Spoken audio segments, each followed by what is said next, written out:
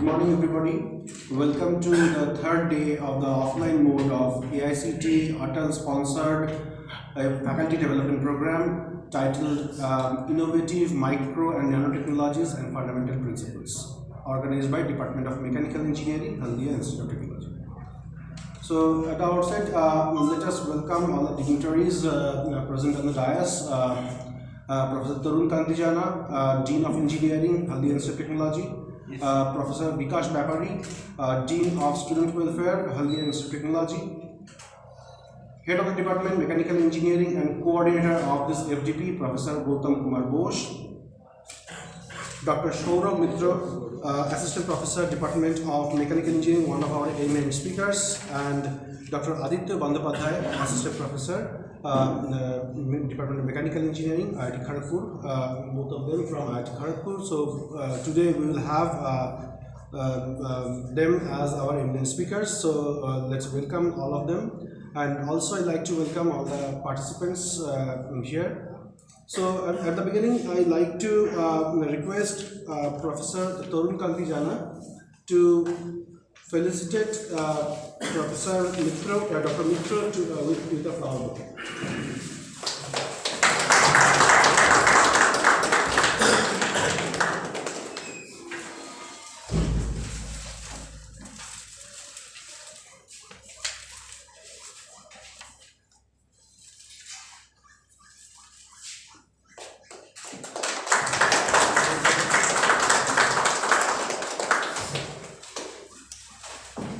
Now I request Professor Vikash Bapari, Dean of Student Welfare, to felicitate Dr. Bandyopadhyay with flower bouquet.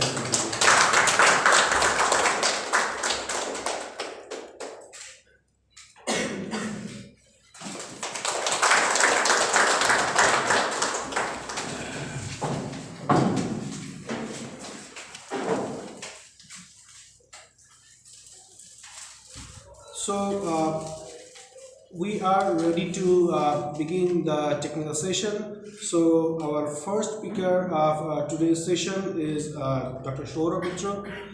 Let us give a brief biosketch of Dr. Mitra. Dr. Saurabh Mitra is an assistant professor in the Department of Mechanical Engineering, IIT Kharagpur. He did his graduation and post-graduation from IIT Madras and obtained his doctoral degree from IISc Bangalore.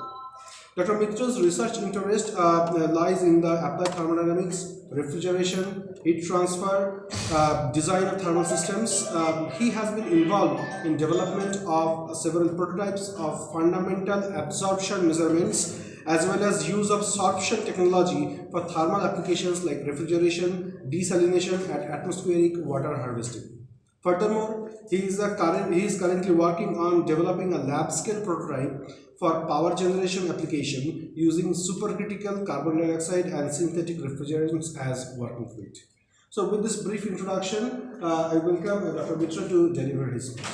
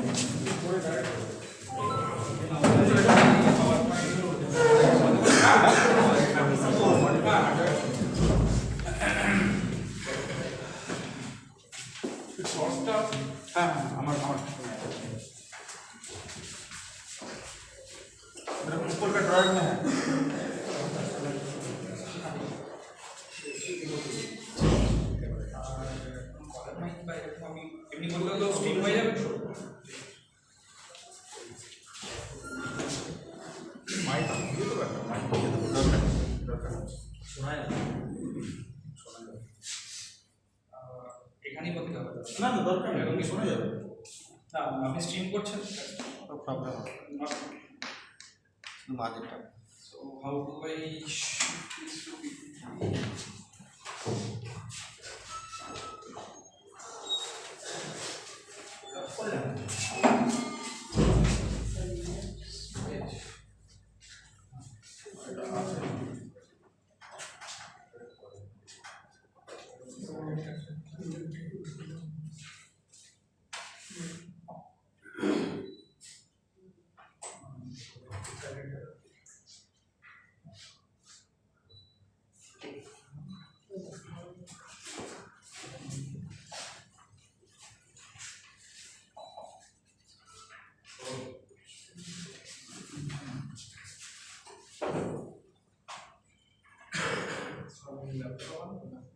Laptop में laptop है तो मतलब फिर table तुले दो HDMI port ले अच्छा अच्छा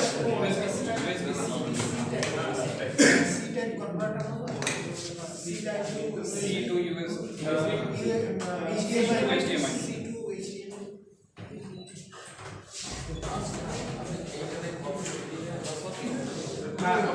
এটা হচ্ছে auto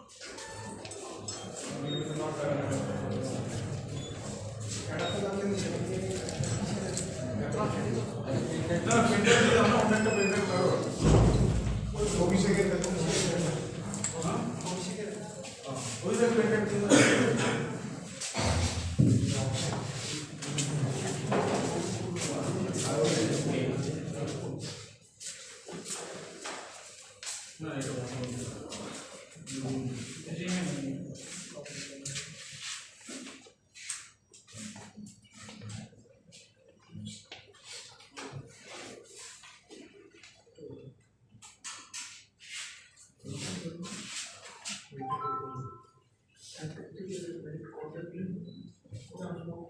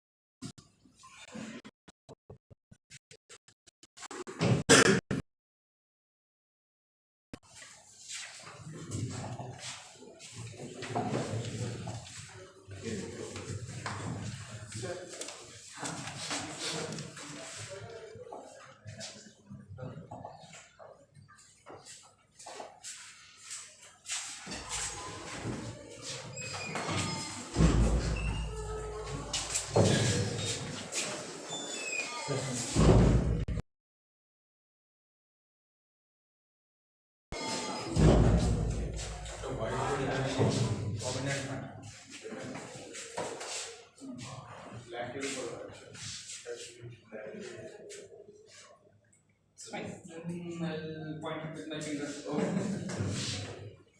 Okay, so after a slight delay, finally things are sorted out. So as you know, I am Saurabh Mitra. I would be speaking on the topic which is mentioned over here, advances in absorption technology for thermal applications.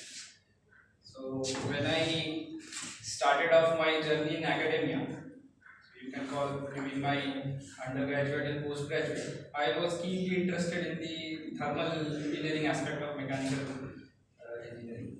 And after my dual degree at IIT Madras, I actually worked at Tata Steel for a couple of years, where again I was working in the field of heat transfer. So I mainly worked with the hot roll milling section and providing some heat transfer solutions to them. And then when I proceeded for my PhD at ISC Bangalore, my guide then introduced me to this new field called adsorption. Basically, I worked in adsorption, but absorption together, we call it as absorption technology. We drop that AD or AB. And that is when I started my journey in the applied thermodynamics, mainly refrigeration. Now I am slowly progressing towards the power generation part also. So at IIT Kharagpur, so I am working with Professor Aditya Bandyopadhyay. We have other collaborators from aerospace, different other departments. So we are now working towards using refrigerants for power generation, heat recovery, power generation, and also something called as supercritical CO2, where we can use Brayton cycle, similar to a Rankine cycle kind of a feature, and generate power. So it is envisaged that CO2 can replace most of the steam power plants with a higher efficiency. So, but today I will give you a flavor of what I have been doing in the field of absorption and what are the various thermal applications in this field. So, how absorption technology can be used for various kinds of prototype development or applications in thermal engineering. So, anyone having an idea what is absorption? Because you actually have seen this process happening in your day-to-day life. You have probably come across some materials which we call as adsorbents or absorbents. So anyone who is familiar with this term absorption? Absorption is the when the particle remains on the surface of the attached to the surface of the outer surface Of another material. And absorption is the total It goes into. it. So have you seen this pouch in your shoebox, new shoebox or suitcase? So any idea what material is there inside this pouch? Silicon. Yes. So what does it do? What is the application? Why do we put it inside a shoebox? Moisture. How many of you have actually observed that your salt container becomes mushy in rainy season? It becomes almost liquid. That is also a hygroscopic material. So it absorbs or adsorbs moisture. So now one direct application of absorption is, one can easily think of, is dehumidification. What I am going to show you is, I think you are already familiar with the vapor absorption systems. What I am going to show today is the vapor adsorption system. That is what I am going to discuss in details. So as already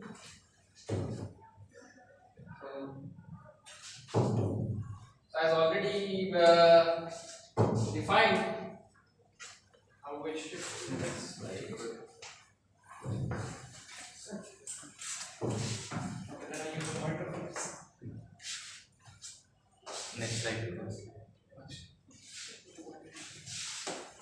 Already defined that absorption is a process in which molecules of a certain substance either attaches to the surface or it enters the bulk phase of another substance. So the substance on which the other substance is attaching, that substance is called the sorbate, and the substance which enters the bulk phase or which attaches itself to this surface, that is called the sorbate. Okay. Now the process could be ab or add. Based on that, you might add the term AP or AD over there. But so we have to understand the terminology. So this, in this schematic, what I have shown is you have some material which is represented by this orange color, and molecules are entering into the bulk phase. So this molecule is the absorbate, and the molecules of this substance is called the absorption. So I am going to use this terminology again and again, so that needs to be clear. Now IUPAC defines or classifies this option into two categories: absorption and adsorption. In absorption, the molecules have to enter the bulk phase. So your water lithium bromide system is an example of an absorption system. So where water vapor enters the bulk phase of the solution, so it dissolves into that. So if you take any small control volume within your absorbate, you will always find that you have the absorbate molecules present there. Whereas the silica gel, okay, if you look at that, if you look at the phenomena in that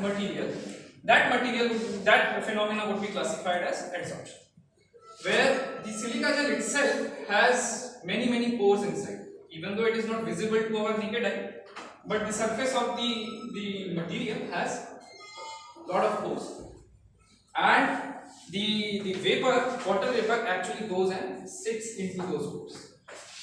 So if I were to cut across a single grain of silica gel, I will not find water vapor inside the bulk of the silica gel, but I will find the material only on the pore surface.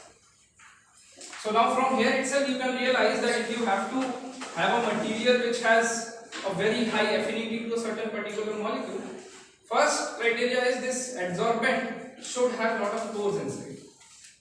Okay, so the material scientists who develop these materials, so they have to ensure that they have very large surface area for the sorption process to happen. If you have a single granule of silica gel which has no pores, then it will only attach to the outer surface and you will have whatever is available on the outer surface. But if you have a porous material, then the vapor can actually penetrate and get attached to those pore surfaces. Now another important feature of this process is it will be accompanied by a huge amount of enthalpy change. So it is like phase change. So when you have water vapor condensing, you have heat of vaporization released, and when you supply that heat of vaporization back to the liquid, it goes back to the vapor phase. So you can visualize this sorption process also in a very similar manner. So if you have water vapor on your water lithium bromide solution, so it goes from the vapor phase into the solution, and now when it goes into the solution, the intermolecular, the forces of attraction makes the molecules come closer together, and you can visualize them as if it is packed like a liquid. So it was in the vapor phase where the molecules were far away, and now it gets packed into a much more condensed manner, and hence heat is released. Same is the case when you have adsorption. So your vapor is there present in the room, and if you expose it to silica gel, then the vapor molecules go and attach to the surface, and they attach in a way that it becomes, the packing becomes much closer than what you have in the vapor phase. So many a times you will see in the literature also the adsorbed phase is modeled as liquid only, because the heat released during this phase change is actually slightly higher than the enthalpy of vaporization of, in this case, water vapor. It could be some other material also, like activated carbon. Certain activated carbon, you would have seen maybe some charcoal tablets or something nowadays. People are taking that to reduce their acidity after consuming some certain kind of food. So even nowadays you get activated charcoal tablets. So that is also a wonder material in terms of adsorbance. So it looks black in color. You can say a coal. If you take a piece of coal, again that also has a lot of pores. So if you expose coal also, it picks up moisture. So now this activated carbon has even higher number of pores and porosity. So they also absorb lot of different kinds of molecules. So what we have seen is certain grades of activated carbon has affinity to synthetic refrigerants like R134A, R22, R32. So there are certain grades of activated carbon which are very good in absorbing ethanol, methanol. So there are different varieties of materials which are available. Now how they are made, what is the chemistry behind it, that is not my expertise. So we have to rely on the material scientists to provide us for a particular application. So you will see that people working in this field are always dependent on chemists and material scientists, and then when they come up with materials, then we come up with the suitable prototypes or devices which can be used for the application. So coming back to the sorption process, so when you have adsorption or absorption, you will see the heat of, in this case, heat of sorption released. And when you supply this heat of sorption, you can get back the water vapor back into the outside the adsorbent and back into the void spaces. So the main reason is the intermolecular bonds for this phenomenon, and the intermolecular bonds can be chemical in nature. You can actually have ionic or covalent bonds forming, or you can have some physical interaction like weak van der Waals forces. So then again we can classify them as either chemisorption or physisorption. So again, which field I am working in, the field is on the physisorption, because in chemisorption there what happens is you get lot of energy and you also have to supply lot of energy. So we will see later on, then when we look at some of the performance parameters of these systems. Certain cases you will see chemisorption is better, and in the cases that I am going to discuss, most of the cases you will see the physisorption is a better or a suitable process. And the sorption process can be temperature swing or pressure swing. This I will come back later on when I am discussing about how to use these systems for a certain application. So before I go into the details, so these are some of the applications where sorption technology is used: gas separation, refrigeration, desalination, energy storage, dehumidification, and the latest buzzword is the atmospheric water harvesting. Okay, so basically these two are linked in a way.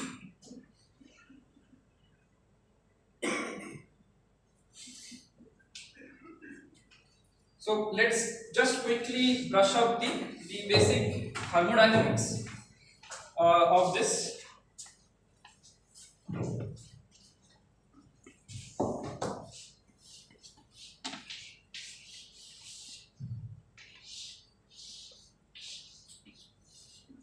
So let's say you have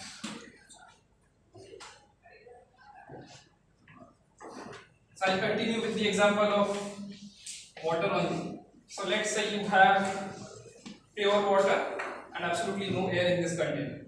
Okay, so it has to be evacuated. So you will have liquid water and water in the vapor form here. Okay.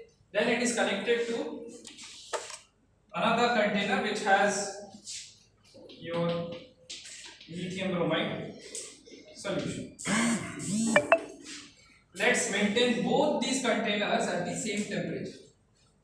Let's give some number, let's say 25 degrees. So what would be the vapor pressure over here for water vapor? It would be the saturation pressure. It would be the saturation pressure at 25 degrees. What you get from the steam tables. Now what would be the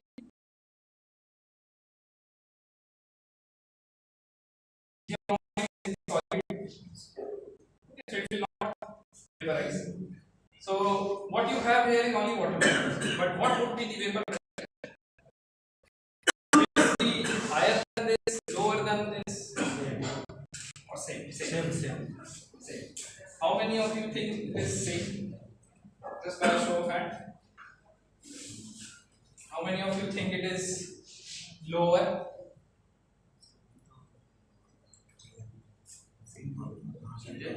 and the rest everything higher. Have you heard of the Raoult's law? Raoult's law in our high school chemistry, we would have studied Raoult's law. Anyone remembers about the Raoult's law? So if you add any non-volatile solute to your solvent, what happens to the vapor pressure exerted by this solvent? So if you have water, let's say the water has some X moles of water and we have X LiVr moles of lithium bromide in this solution. So then the vapor pressure here would be the, let's write it as N only. So N moles of water and N moles of LiVr in the solution. So you will have N moles of water divided by times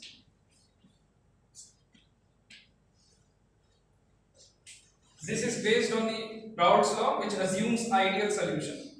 By ideal solution, I mean there is no intermolecular interaction between the lithium bromide and the water. So now from this, can you tell me what would be the vapor pressure? Will it be lower or higher? It will be lower. Okay. So even if you assume that there is no intermolecular forces acting between the water and the lithium bromide, still you will see that from Raoult's law, the vapor pressure here would be lower, and hence if you open this valve, water vapor will flow from here to here.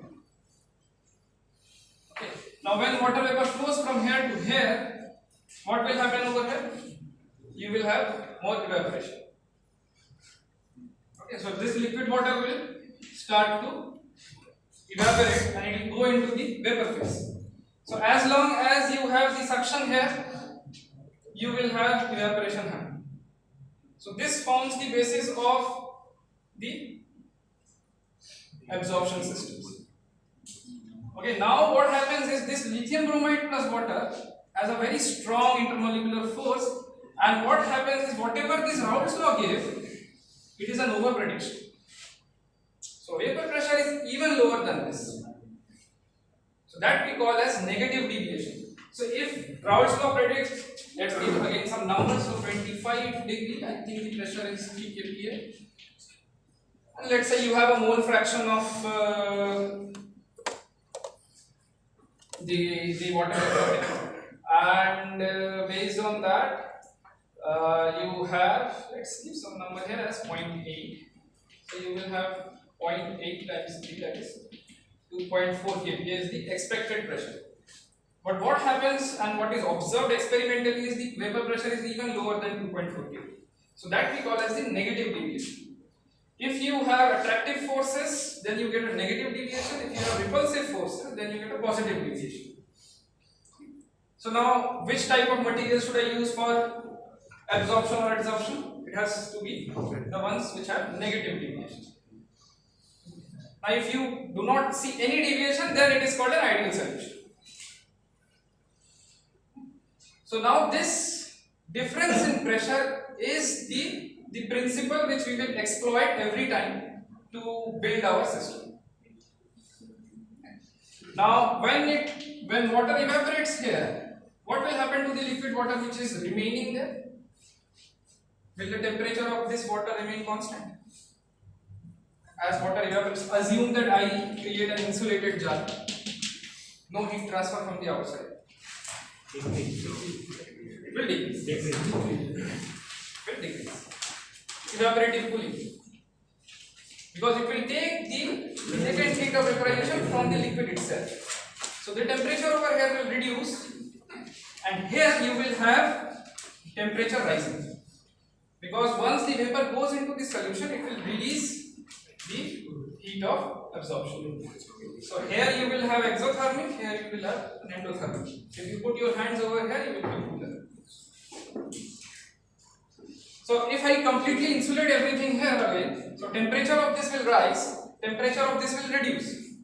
Now you can see if the temperature reduces, this pressure will reduce for the pure substance, and if the temperature rises, even though this is lower than at that particular temperature, but since the temperature here will rise, you will have at a certain temperature the vapor pressure here equal to vapor pressure here. That is where this pull will stop. Maybe at 35 or 40, whatever it is. So when this temperature rises and goes to 35 or 40, the vapor pressure here, even though it is lower than the 40 saturation pressure, but it might be equal to, let's say this reduces to 20. So this forms the basis of the vapor absorption refrigeration system. Okay. Now if you don't want this to stop and you want to continue this absorption for a long time, then what you need to do is you have to continuously take away this heat of absorption. So you have to provide a cooling coil here. Okay, and you have to provide some source of heat. Heating coil. So the source of heat could be your space, your room itself. Okay. Or it could be that you have another jar of water and you want to freeze water. But of course, water cannot be used to go to freezing temperatures. So there are other absorption systems. So maybe some other substance you want to cool down the temperature. So I hope the basic principle is clear.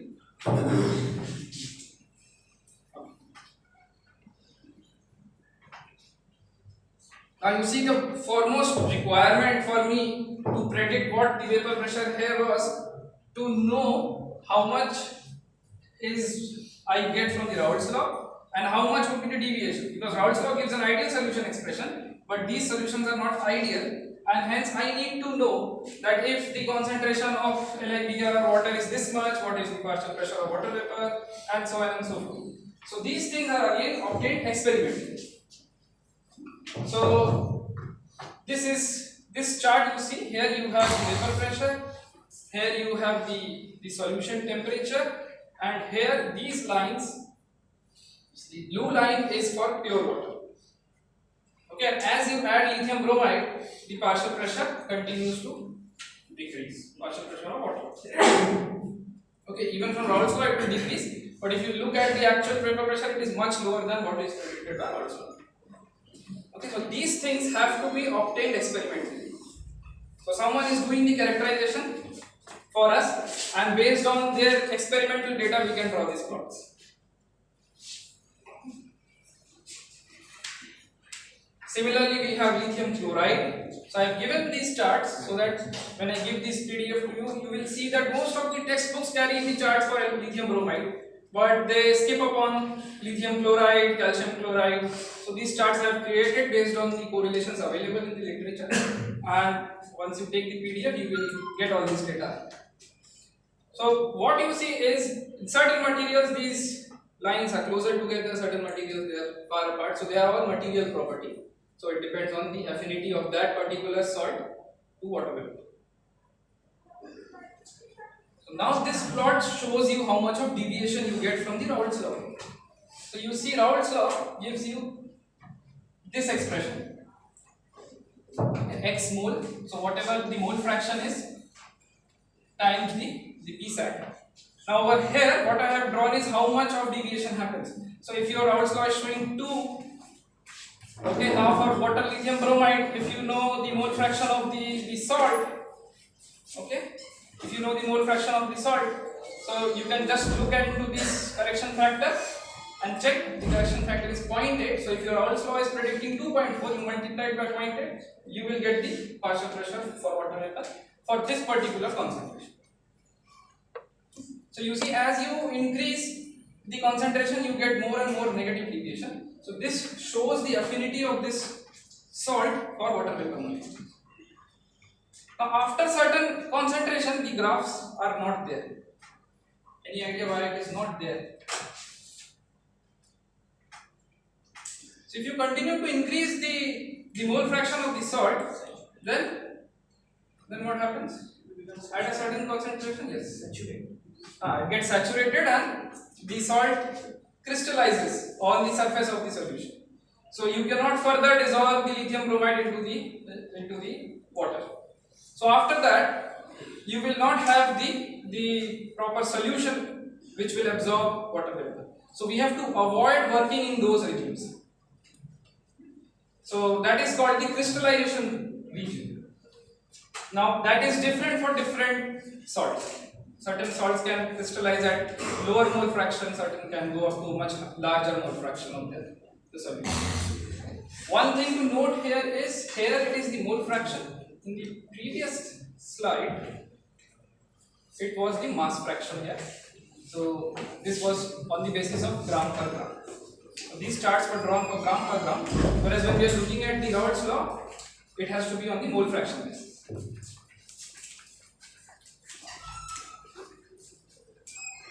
All these things may not be known to us in a very structured manner when these things were discovered.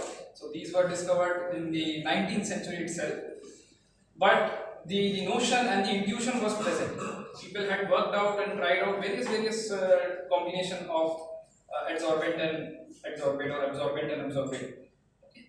So water lithium bromide systems, even though we do not see it in our day-to-day life, but they have been there somewhere being the industry for as long as the VCRS, that is the vapor compression refrigeration systems, have been there.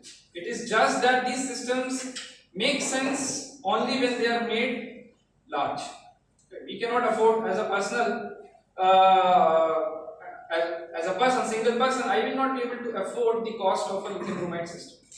But when it comes to the industries where the scales can be much larger and these systems, they operate on heat and instead of work, so they make sense in such kind of applications.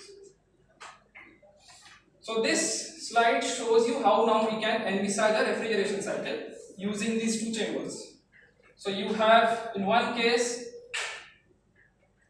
you have your liquid refrigerant here and you create a pool. Okay. Now in this case you have to cool this and you have to supply heat. So basically the supplying heat would be at a lower temperature. That is why you are producing the refrigeration. Here you can cool it at room temperature using a cooling tower or by using some kind of an air cooled mechanism. Just you have to reject the heat to the ambient. So this temperature could be around 35, 40, this could be around 15, 10, 15, 20 like that. Okay, so now you have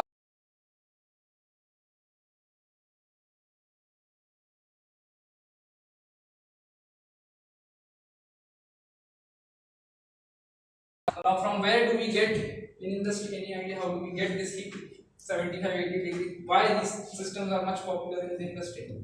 Many process industries, they actually have waste heat, what we call as waste heat. Think of a power plant, you release a lot of flue gases.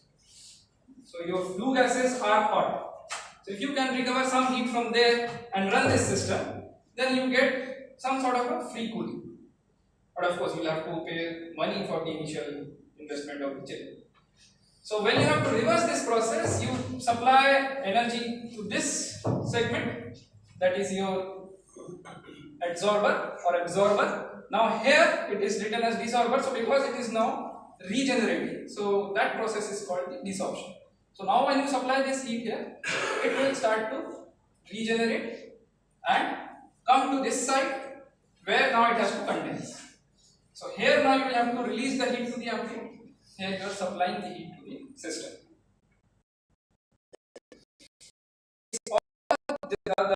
The entire thing is driven by the pressure difference.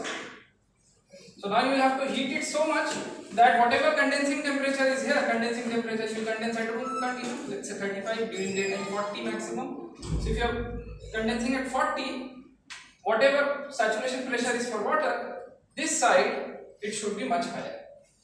So now here comes the negative aspect of the material we have chosen. So during the absorption we chose a material which showed negative deviation with respect to Raoult's law because it has higher affinity. So we were getting a much larger pull here.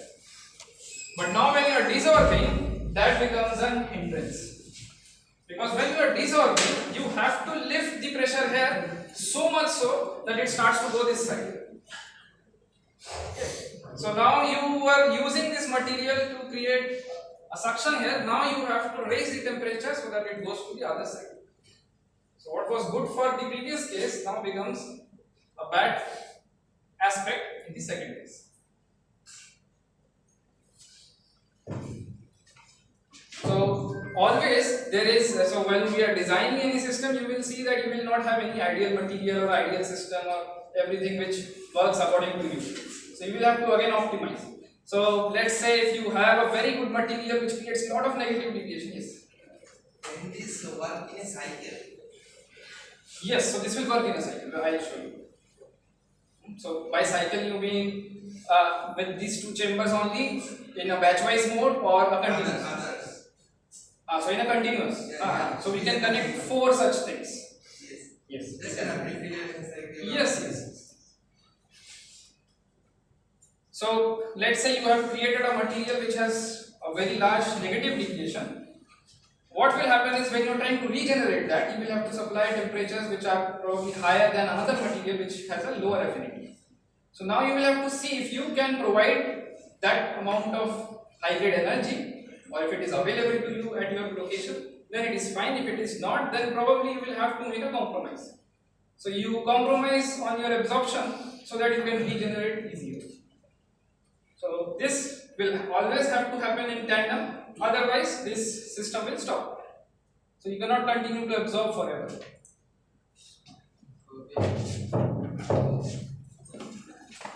Back. No sense. Actually, you have to use it.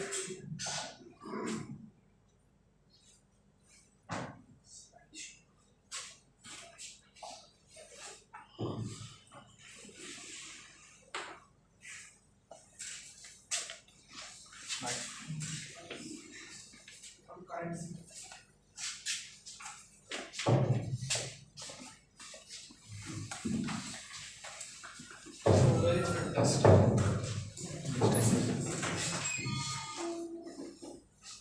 So as my friend was eagerly asking about, so can't we operate this in a cycle where everything happens in a continuous manner? So all we now need to do is connect those two containers on top of each other. So we connect these two containers on top of each other. The bottom one is your evaporator absorber, the top one is your regenerator condenser. So if you look at this side, so this side is very similar to your vapor compression, condenser, evaporator connected by a throttling device. And over here, instead of a compressor, now you have just two containers, where in one case you have water lithium bromide at a certain concentration here and some other concentration there. Okay, temperatures are different. So here, during the absorption of water vapor from this container to the absorber, you will be releasing heat. You will have to cool this container. Over here, you would be releasing water vapor into the condenser, and hence you will have to supply heat. Now somehow you have to take this solution to this solution for regeneration purpose. Now this is where the advantage of the absorption system is there vis-a-vis an adsorption system. So in adsorption system you have these solid materials which you cannot pump from one container to another container. So in adsorption systems you are now supposed to take the cooling liquid and the heating liquid to those containers which contain the silica gel, whereas here you can directly pump the solution from one container to the other one. Okay. So that's why now your power consumption is happening here in pumping the solution instead of a big compressor which would have compressed the vapor to the condensing pressure. So that's why these systems consume less amount of electrical work, but all your energy consumption happens in form of heat. Now, how do we get these concentrations? Any idea? So I have given some numbers. So let's say the evaporator is at 25, condenser is at 45, this is at 40, this is at 70. So how do we get the concentration of lithium bromide here and here? From the chart. So where you have this is x equals to 0, so here x is Li here. Mass fraction of lithium bromide is 0, then 0.1, 0.2 like this. And here you have a system. You pump the solution here, regenerate, and bring it back to this container. So this becomes a circulating loop. There is some internal heat recovery done here because this solution is at 40. So why supply heat to a 40-degree solution and heat it from 40 to 70 when you already have a 70-degree solution going back to a container which is at 40? So we do some heat recovery here and then push it into the generator or desorber. Here we cool and then push it into the absorber. So there is a heat recovery system. But if you disregard that for the time being, how do we get the concentration here? So at steady state, if you assume the partial pressure of water vapor here, which is actually the saturation pressure, will be equals to the saturation pressure of, or over here it is the vapor pressure of water vapor. So how do we get that? So at 40 degree, so you look at 40 degree and you look at the 25 degree. So let's say this is 25. Since you have 25 degree pure water, so you will get the partial pressure from this. And the other container has 40 degree. So let's call this as 40 degree. And now extend this. You extend this wherever you get the intersection, you get the concentration. So that would be your concentration in the absorber. So it might lie between 0.1 and 0.2, so you will have to do some interpolation. Okay. Similarly, for the other container, you can check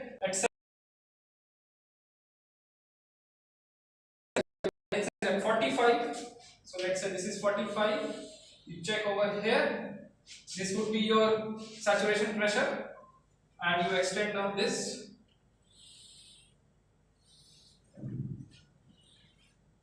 So you will get some concentration here.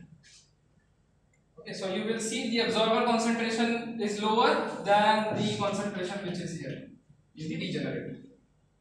Suppose you get the opposite, then what do you do?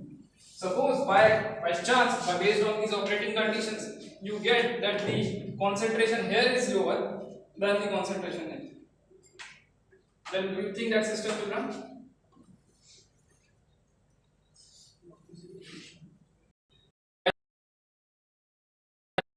Against the intuition. So do you think that this system will run in that scenario? So if you get such conditions, then your operating conditions are not possible. So you can, in fact, from here you can find out what is the limiting case. Let's say you know this is 45 because this is dependent on the ambient. You cannot condense it lower than the ambient condition. Let's say you want to have an evaporator temperature of 25-20. This again will be dependent on ambient. So if these three are fixed, you want to know minimum temperature at which I dissolve. So that you can optimize. So this was the absorber, and this concentration we got for the given case at the dissolver. So if you want to get the minimum temperature at which you can dissolve, you can extend this line and get it. So this temperature has to be maintained, minimum temperature in your regenerator, so that you dissolve. Now if you maintain higher temperatures, then of course you will be getting higher and higher concentration. So for a given set of evaporator, condenser and absorber temperature, you can now estimate what should be your minimum source heat source temperature. This is one photograph taken from the Thermax website. So Thermax is a very big manufacturer of vapor absorption chillers. So have you heard of this company name, Thermax? Anyone? It's based out of Pune. So in fact, I went to a conference in China, and there were German counterparts who were making absorption chillers, and they listed Thermax as one of their major rivals in the entire Southeast Asia. Okay, so they are that big.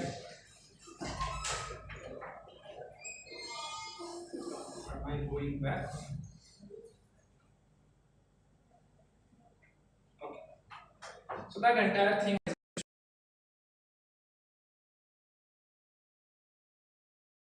disadvantages of the vapor absorption system. So advantages, I am sure you all know that now you can couple these systems. Since they are heat operated, you can couple them with solar heat, waste heat, wherever you have heat available. At 70, 80, 90, even 120 degree heat, many people have actually built these systems. Okay. Now significantly lower electrical power consumption, and since you are using water as the refrigerant now in this system, you do not have the issues of the environment coming into picture. But the drawbacks are lower COP. Now the COP of this system would be, how that would be defined? COP of this system would be defined as the amount of cooling generated in the evaporator divided by the amount of heat that you are supplying in the desorber or regenerator. So you are getting some cooling in the evaporator and supplying some heat. So the ratio, typically it will be around 0.5, 0.6. So if you provide 100 kilowatt of heat, you might get 50 kilowatt of cooling. That is the typical value that you will get for the vapor absorption system. But if you are looking at your source of heat as free, if you connect it to a waste heat, so that you would have anyhow dumped into the atmosphere and you are recovering some of it and using it in, then you can look at the operating cost as more or less zero. You will of course have a pump which is running, and you will have multiple other pumps also in the containers, because we do not get good absorption if you just blow water vapor over a stationary solution. So you also have to create a shower for the absorption system also. Even though I drew as if the solution is stationary, but internally in the absorber also you will have some pump and a shower head, so that you increase the surface area between the incoming water vapor and the solution. So this entire system works on the surface area availability. So you have large size of the system, and the biggest challenge with the vapor absorption system is the crystallization issues.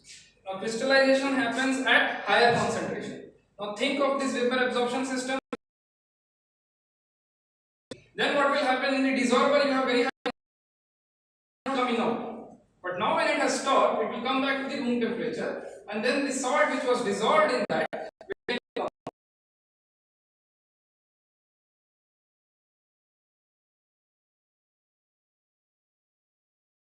Many times it is not possible. Many times when you stop the system, these issues happen, and if the crystallization happens in the pipeline of the solution pump, then your pump will not operate the next time when you start the system. So you will have to flush the system and this. There are certain chemicals again available which inhibit, but then they also hamper some amount of absorption and desorption process also. Okay. The next issue is the corrosive nature of the solution.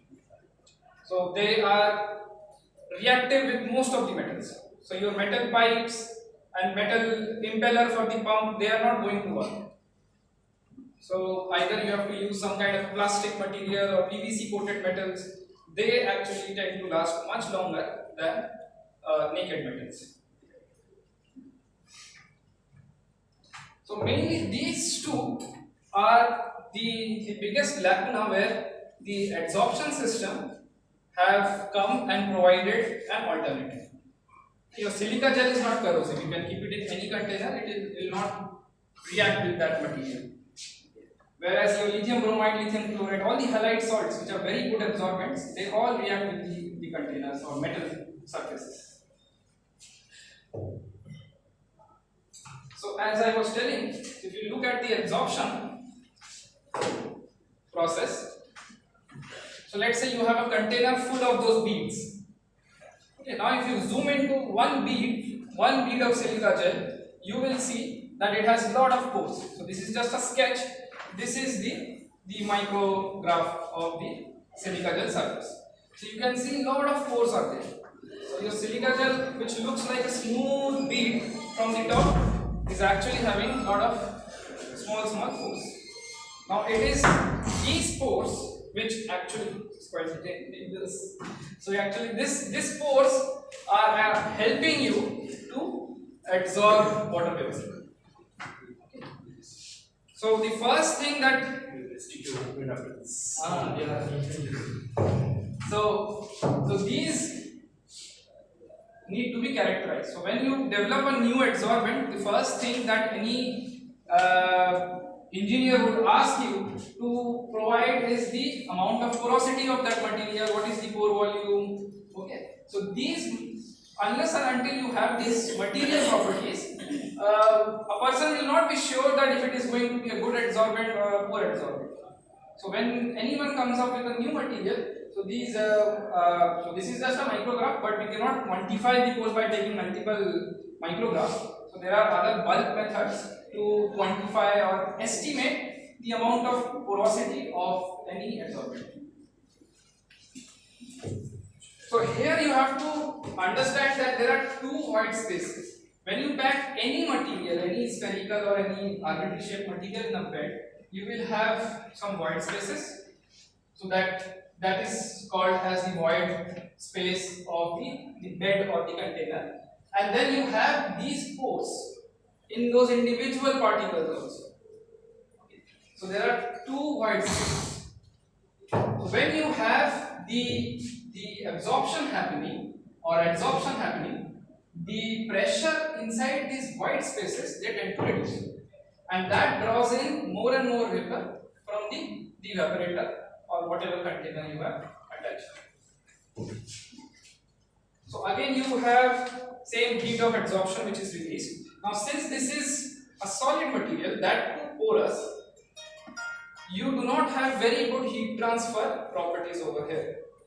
Because if you have, let's say, a solid cake and you want to transfer heat to the solid cake, vis-a-vis, let's say I make small particles out of that cake and then pack such that you have some white spaces in between and you want to transfer heat.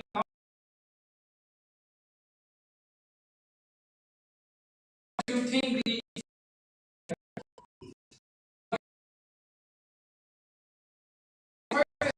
automatically the heat transfer gets limited.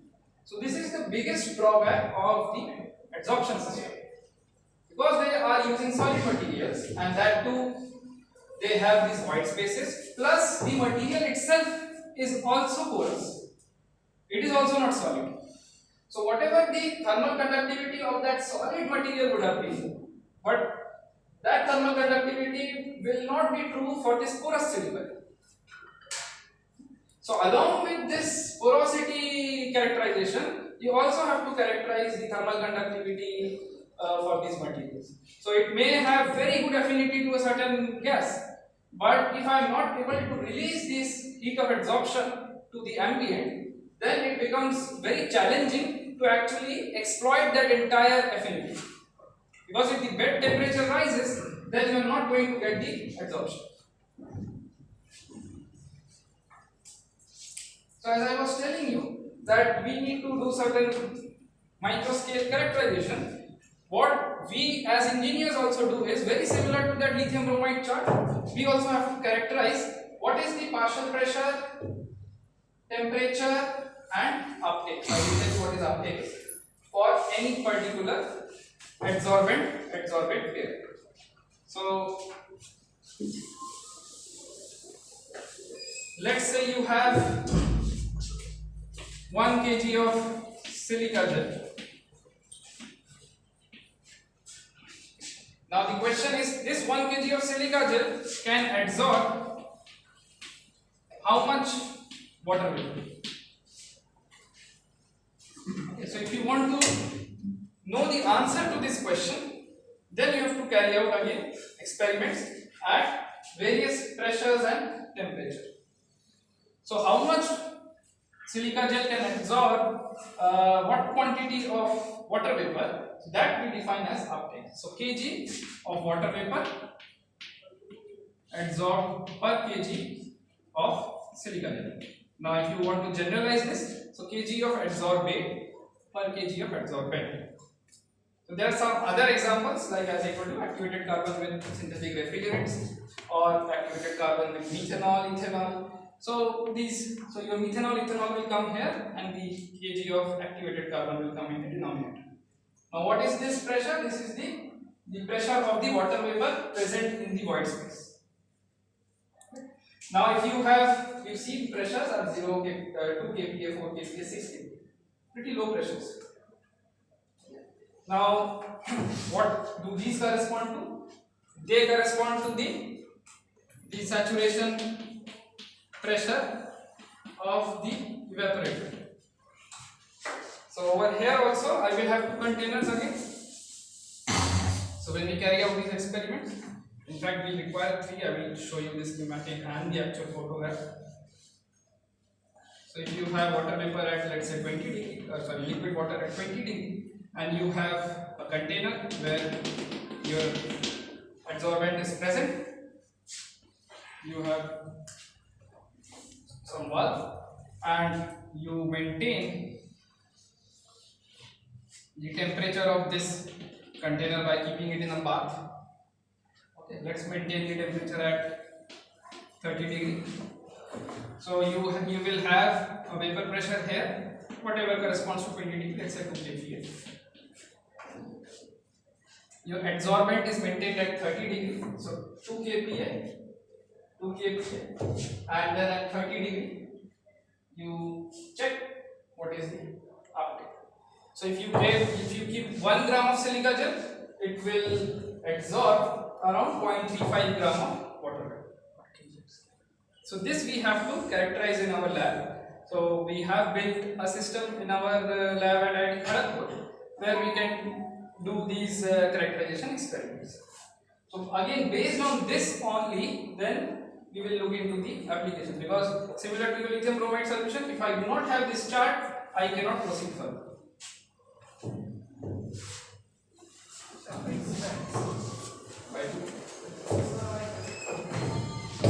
Oh, I cannot have one. Sure.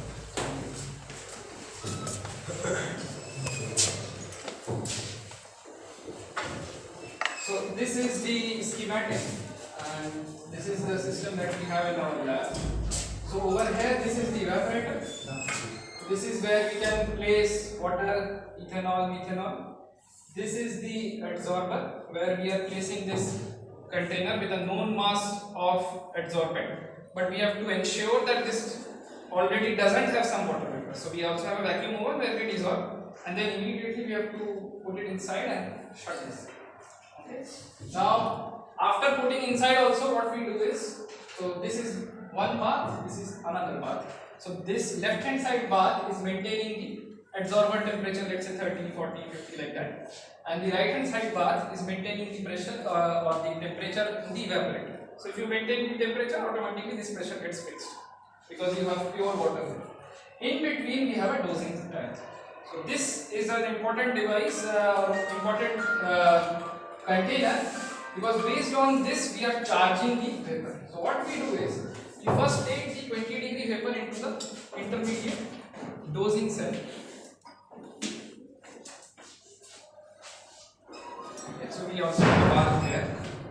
So we first charge the dosing cell, and then from dosing cell we dose the adsorber. Now how do we know how much of mass is getting absorbed? Any idea? And of course we are not putting this entire thing on a weighing balance.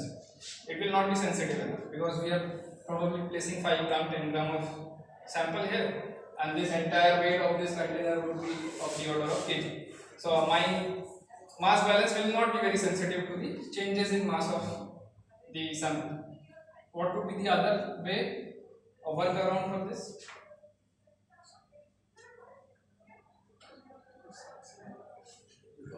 So I charge vapor here, then what do I do? Some instrument I need to provide a pressure gauge there and a pressure there. So when I charge, what will happen? The pressure in this dosing cell will go down. Okay, and the pressure over here will go up. But will it remain up? Because you have an adsorbent here. So it will go up and then slowly it will go down. So this is what we see over here. So blue line is for the dosing cell. So dosing cell initially had 5,000 Pascal, 5 kPa pressure. When I charged, it went to 4,000 Pascal. But you see the black actually starts from here. So it shot up from zero, almost zero, to this value. Equilibrium with the dosing cell. Now what I did was close this one. So isolate the dosing from this adsorbent cell.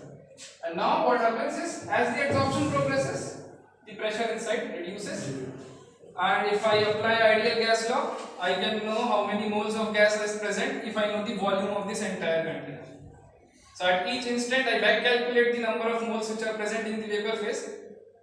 So initially I know how much moles was there, and let's say finally I know how many moles were there. The difference has gone into the adsorbent. So this method is called the constant volume method. So you have a constant volume of the chamber, and from there using variable pressure. So you see pressure continuously varies, constant volume, variable pressure. Okay, but there are commercial systems now available which costs north of 1 crore, where they actually hang the small amount of mass of the adsorbent and they connect it to a very sensitive balance, and as the adsorbent absorbs, the weight goes down and the balance actually measures the change in the height of that. So they are very sensitive, and normally you will see there are restrictions of what kind of gases and what kind of materials you can use there, because there is something called as buoyancy which will be acting there, and if the system is not calibrated for that particular buoyancy force, then you get some wrong readings. So this system is in that way different or probably advantageous in this sense, but only issue is here you will have to see that how much volume you have in the container. So if you have very large container, then you will not be able to register the changes in the pressure.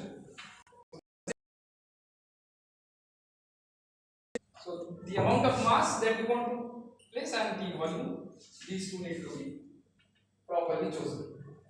Then we get these raw data and fit some well-known equations. So there are various equations which are available. So each line corresponds to one particular temperature of the adsorbent. The pressures are on the x-axis and the uptake is on the y-axis.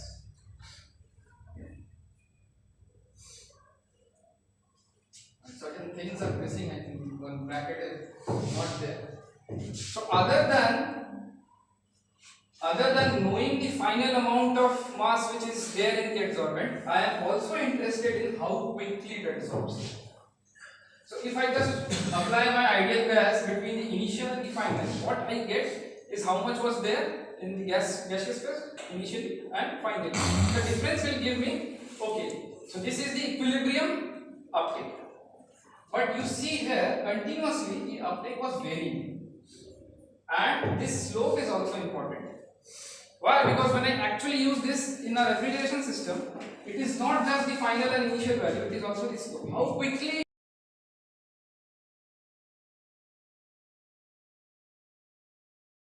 evaporation in the other container, and the cooling, the capacity of the or refrigeration capacity of this system would be much higher. So this slope is also very important. It is not just the final and initial difference. So final and initial difference is what gives rise to this uptake. So this is like an equilibrium value. So if you continue, if you take the readings till infinity also, you will get a flat line. So this is one aspect. The other aspect is how quickly the uptake. So here I am denoting the instantaneous uptake as phi. Okay, there is one bracket which did not come here. Changes with. So this entire.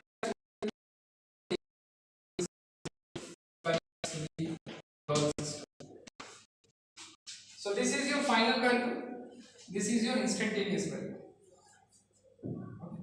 So this probably you have seen in your chemistry first order kinetics equation in your chemistry. So this is, if you integrate this, you will get an exponential function in time, which is what you saw. So you the mass, the red color mass. So this is something like an e to the power minus kt form.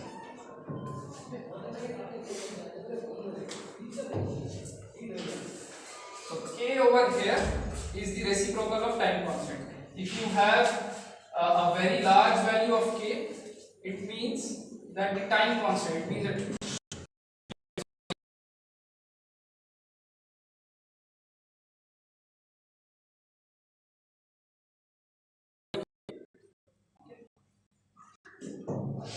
so now with this background we can now look at the adsorption refrigeration system. So again over here the left hand side doesn't change from your absorption. Only thing that changes is instead of one V generator and one absorber, now you have two silica gel filled beds, inside which you will have some metal tubes. It is like a heat exchanger. So this is what we have built in our lab. So this is a heat exchanger. You see these tubes are running, and in between these tubes you have these fins, and in between the gap of the fins we will fill the silica gel or activated carbon or whatever adsorbent. Now these fins are necessary to enhance the heat transfer area. So we require two beds. At any given moment you will have one bed connected to your evaporator, the other bed connected to your condenser. So this is adsorbing, this is desorbing. So when it adsorbs, after some time it gets saturated. So once the value of 5 star is achieved, or close to 5 star, it will not adsorb anymore. So that's why the characterization was important. So if I have 10 kg of silica gel here, for a given evaporator pressure, I should be able to tell how much of water vapor can go into this. Because after that, even if I continue to open this valve, it is not going to adsorb anymore. Okay. Similarly, here also, I need to know how much of the silica gel I can dissolve. It is again also given by the 5 star.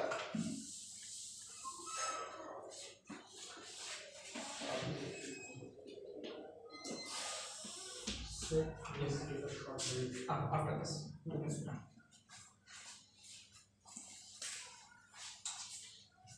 So let's say this is your evaporator pressure and this is your bed temperature. This is the left one. So you know this is going to be my 5 star. So I am not going to get anything beyond this. Now similarly, look at the desorber. Let's say it is operating at 80 degree. So I am supplying hot water at 80 degree, and the condensing pressures or whatever is given by the condenser temperature. Now this would be the 5 star for your desorber. So no matter how much time you wait over here, it is not going to go below this. So equilibrium values are important, and how quickly you attain these equilibrium values are also important. Because based on that timing, I will be switching these ones. So if something is adsorbing very quickly and dissolving very quickly, I will have to switch these valves very quickly. If something is very slow, then I have to switch these valves slowly.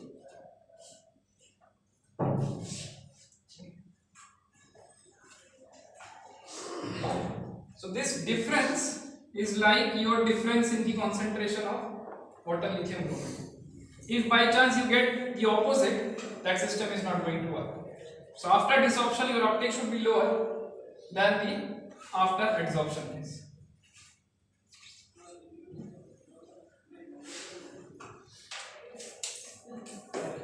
Take a breath. Was it pretty boring? Interesting for I am from civil department. Okay. This is a low power consuming Yes. So that is the key aspect, but the biggest challenge is the size and what kind of materials we can do.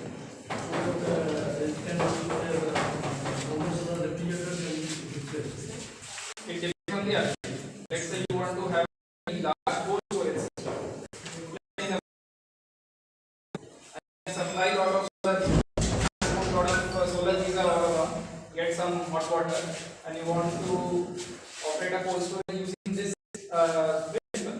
That is, but you will see the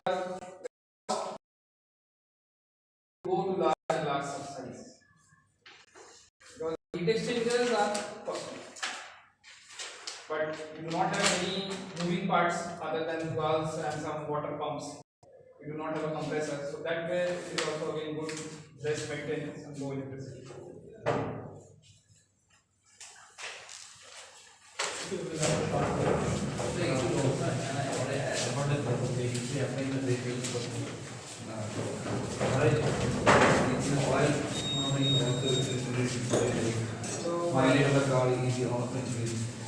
Again, but there is a negative aspect because the size is big. So when you have a 1-ton car taking 4 people, you probably one chiller will weigh equivalent to 4 people. Then your mileage will go. What people have done actually in European countries, they have tried to install these systems in ships, where you see the sensitivity of the mass is less because you already have huge amount of mass.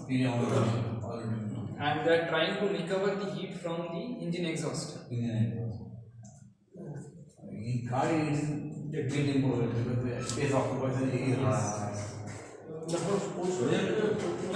Break.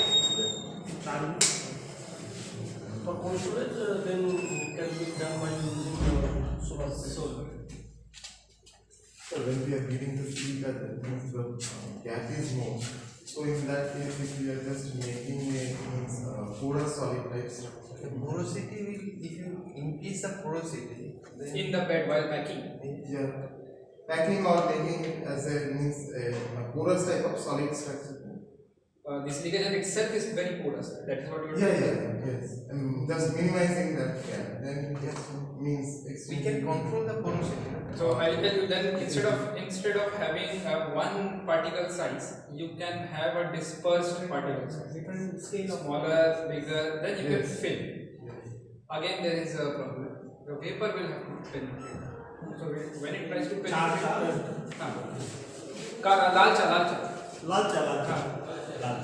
so when it tries to penetrate through that bed, what we call as permeability. The permeability of the bed will take a downturn.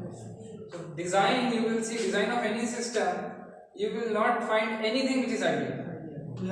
Optimization is always there. You improve certain things, some other aspect will go down. So in experiment, what we take the means the regular size which is available. Yes, because I will tell you because Economical. no. One important thing is I should be able to quantify whatever I am doing. এটা তো লাল চা দুধ ওই আছে একটু দুটোই আছে দুধ চা খাই না ওটাই বলছি আচ্ছা ঠিক আছে তো I should be able to quantify. So what I mean by that is let's say I have done some experiments for a particular particle size in my lab scale system. Now when I go for the bulk system, if I use variable particle size, the rate of uptake is going to be different. So normally what is seen is bigger particle size take more time to achieve equilibrium. Smaller powder size will take lesser time, given that you do not give large height of the bed. So again there are two aspects coming. One is the rate at which vapor penetrates to the bed. This is one time scale. The second time scale is the rate at which this vapor now penetrates into one particle. So there are two time scales involved. So into particle is one thing, and through the bed, entire bed is another thing. So into particle may be very fast in my experiment, but let's say if I put lot of small particles in a big can, and then vapor has to go through, the bottom part will be stopped. It will act only when it gets the vapor. It should be more larger in the lower portion. Yes. So it has to be a shallow kind of a thing. So lot of length scales, time scales have to be optimized. We actually do CFD studies there.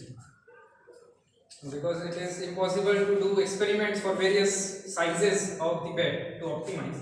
So So what we do is we simulate in the computer based on the known properties and then try to optimize what should be the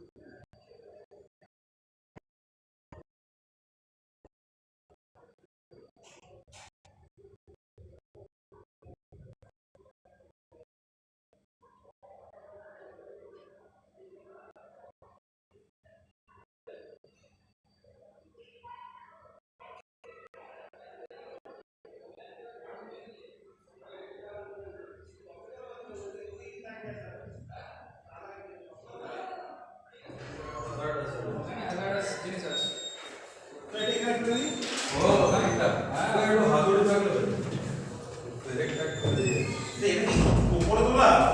Like to mark.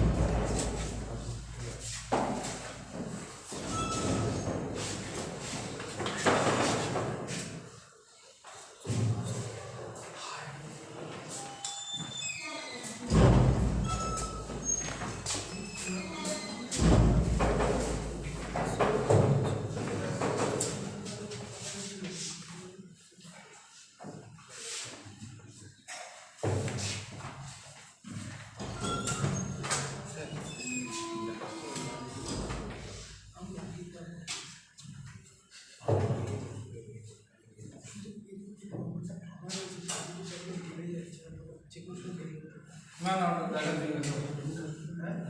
That's what they check. ওটা ব্যবস্থা করে দিয়েছি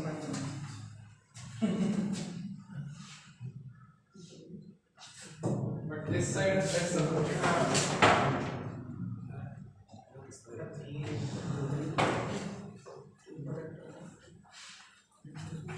Shall I start? Yes.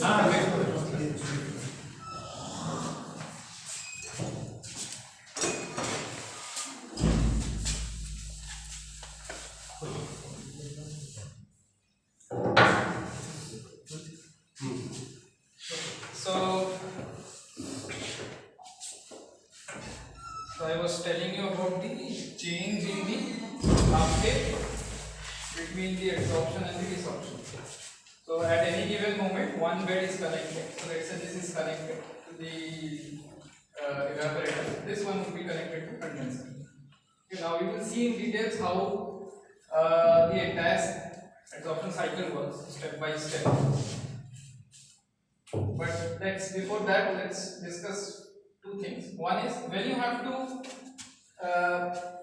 suck water vapor from here into the bed, what should be the pressure here? Pressure should be equal to or lower than the evaporator. When you have to desolve, pressure over here has to be equal to or higher than the condensing pressure. So these two things have to be actually maintained for the process to happen. So with these two things in mind, let's see just by looking at one bed how the entire absorption desorption process happens. So what we call as the absorption cycle. And there is a term called temperature swing, which I had told you that I will discuss later. So we will see once we discuss the entire cycle, then I will tell you what that temperature swing term means. So let's say initially you have somehow evacuated that bed by connecting it to a vacuum pump and heating the bed. So you have taken out all the water vapor which is present inside the silica gel, and now your bed is ready to operate. Over here, imagine that you have an evaporator, and over on the top side you imagine that you have a condenser. So you are sucking in vapor from here and you have to compress and then dump it to the condenser, just like what a compressor does. So let's say initially you have some initial uptake. So no matter how much you try to dissolve the bed, you still have some trace amount of water vapor still present in your silica gel. So let's say this point is where you have the initial condition, and your evaporator, let's say, is operating at 2 kPa pressure. 2 kPa evaporator pressure is typically temperature of the order of, I think, 16 or 17 degrees C. So I remember correctly. So this is the evaporator pressure, and by passing cold water through this bed, you are maintaining, let's say, 30 degree. So 30 degree line, 2 kPa pressure. You see that at the end of adsorption, your 5 star would be maximum of whatever this value is. Let's say 0.38 or 0.4, close to 0.4. So even if you adsorb for infinite amount of time, the process would be from I to A. So let's assume that your beds are acting in an ideal manner and you are able to wait for a very long time and you are obtaining these equilibrium values. Later on we will correct it for the actual case.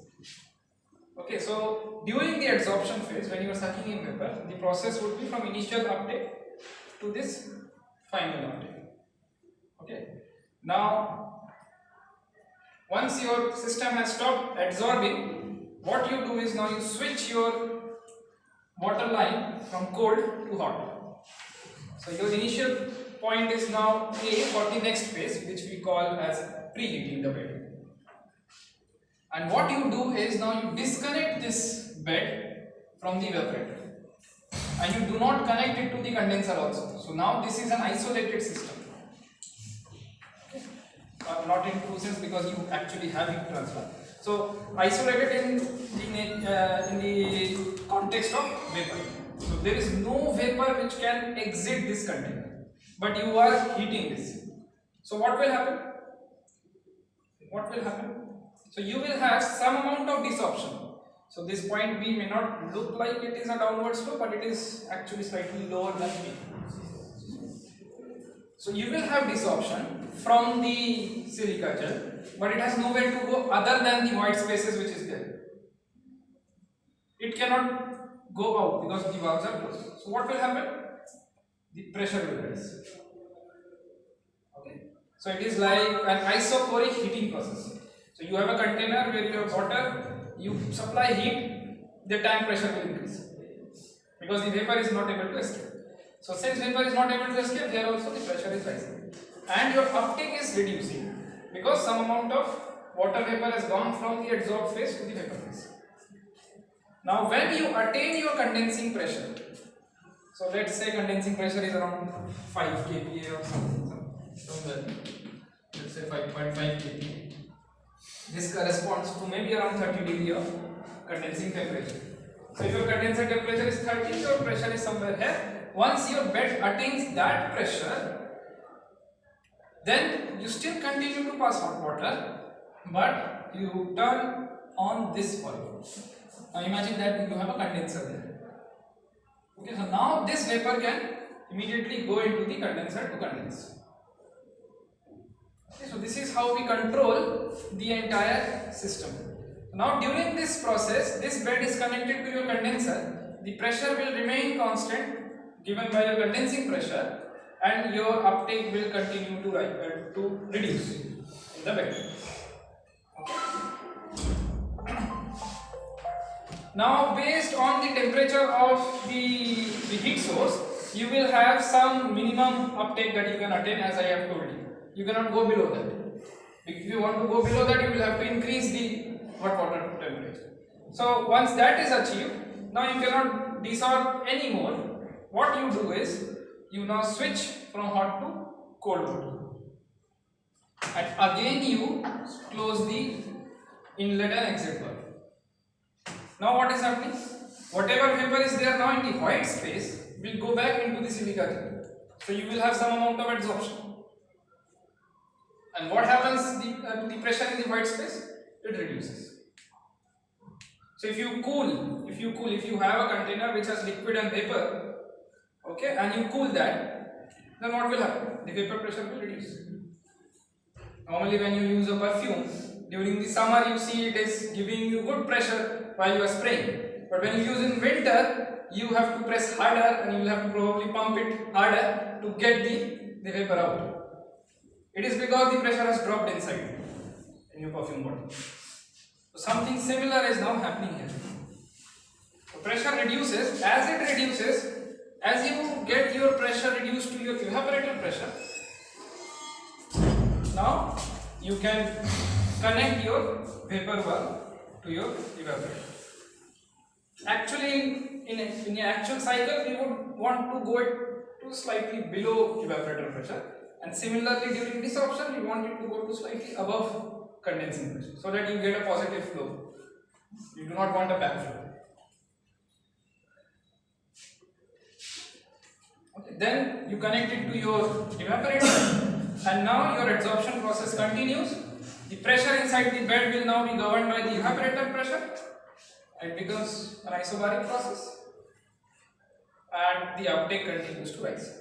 So now this forms the entire cycle. So this initial I to A is for the first case. You will not be evacuating the bed again and again. Just when you install the system for the first time, you will be evacuating it to very low uptake values, and then you will start. But finally, when you attain a steady operation of the system, you will operate through this A, B, C, D process. So one single bed is undergoing that process. So you can have parallelly another bed which is complementary. So when this bed is going through D to A, the other bed can go from B to C. When this bed is going from A to B, that can go from C to D. Okay. So you can think of this as a 4-stroke of your engine.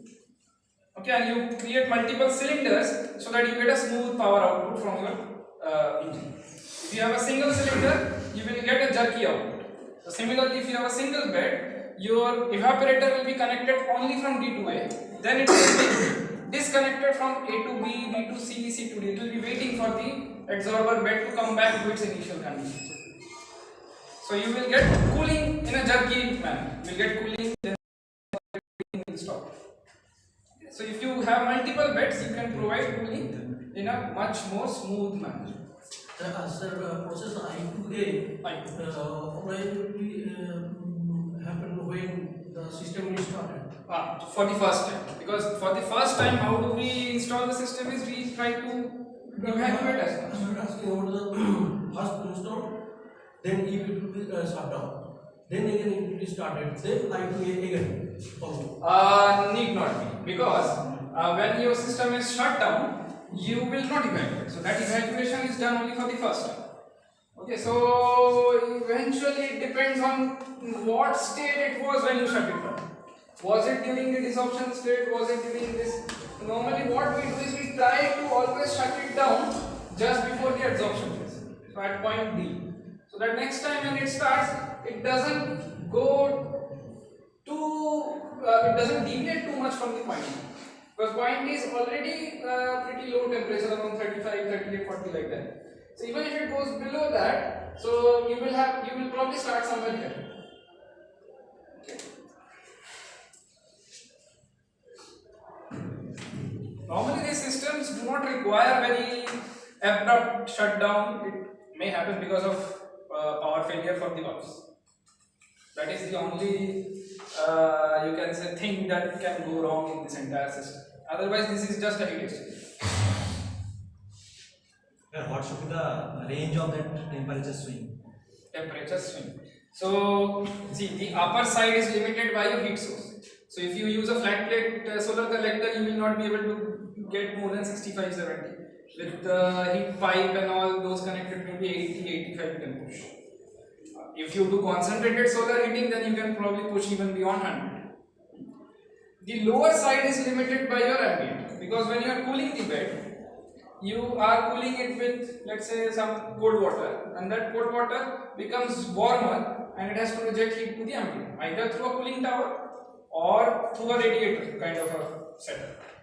So if your ambient is at 30, now today it is probably at 28, 27, so maybe 5 degrees above that, 32, 33. So that is how you get the limitations. So heat source temperature limits this temperature, and the sink, which is ambient, limits this temperature. So that is the delta swing. So you have actually answered the part that I was about to discuss. So why this process is called temperature swing is, you are bringing about the entire change in the uptake by swinging the temperature from 30 to 80, 80 to 30, 30 to 80. So you are swinging the temperature of the bed. And because of this swing, you have the pressure changes and the uptake changes. So this kind of a system is called a temperature swing adsorption cycle. So there are other examples where pressure swing happens. The most popular example is what we were hearing in news in past couple of years during the COVID time. Any device which swings your mind, which comes to your mind. Adsorption based system, which was very common in the news during the COVID time. Oxygen concentrator. Oxygen concentrator does not depend on the temperature swing, it depends on the pressure swing. So there is a compressor there which raises the pressure of the air which goes into your bed, and it passes through that, and then when we are purging, we purge it to the atmosphere. So if I have time, I will discuss it. Maybe if we do not have time, then I can discuss it offline also. So there you will see there is no heat exchanger, it is only driven by a compressor. So you consume a lot of power, but you get the job done. The process A to B is the isoporic heating process. A to B is Isoporic means volume is fixed. Volume is fixed. And C to D. B to C is isoporic. And C to D. C to D again isoporic cooling. Cooling.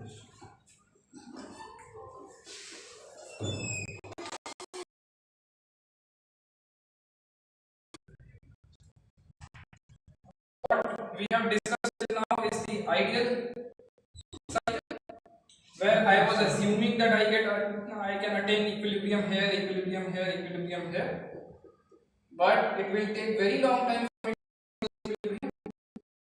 So we have to realize that since it is a heat exchanger, so it Absorber bed is basically a heat exchanger. So if you have cooling water going into the heat exchanger at 30, you will not be able to cool the bed to 30 because you will have some delta T for the heat transfer.